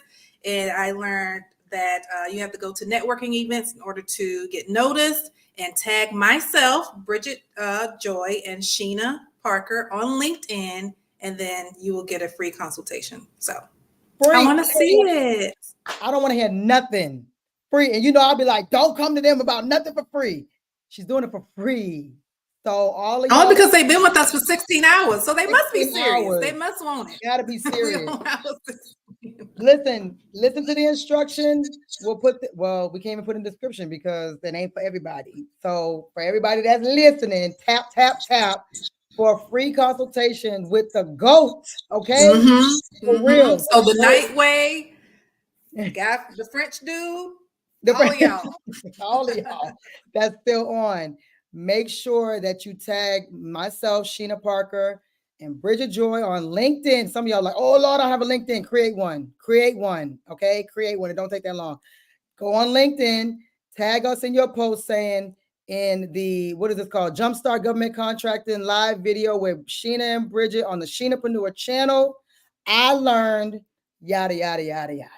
Okay, don't say yada, you know. Gotta explain. Don't say yada yada, but say what you actually learned. Okay. So y'all heard that. For y'all that's still on, go do it now. Matter of fact, just jump off the call and go do it now. Just go do it now. That's even easier. Just jump off the call ASAP. But before you leave, go ahead and hit that like button. So again, y'all, thank you for hanging out. Y'all really stayed on this call for 3 hours. What's wrong with y'all? Oh Lord. Oh, have mercy. Oh, she's yawning. She's yawning, Lord. She yawning. Okay, let's time to go for real.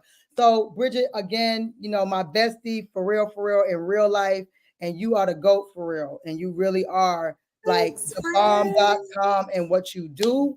And I appreciate what you give to the world. You are also a gift to the world. Oh, thanks. So I appreciate you coming back on with us, and make sure you do what she said. And y'all, I'm tired as hell now. So until next time, it is your favorite veteran. Peace.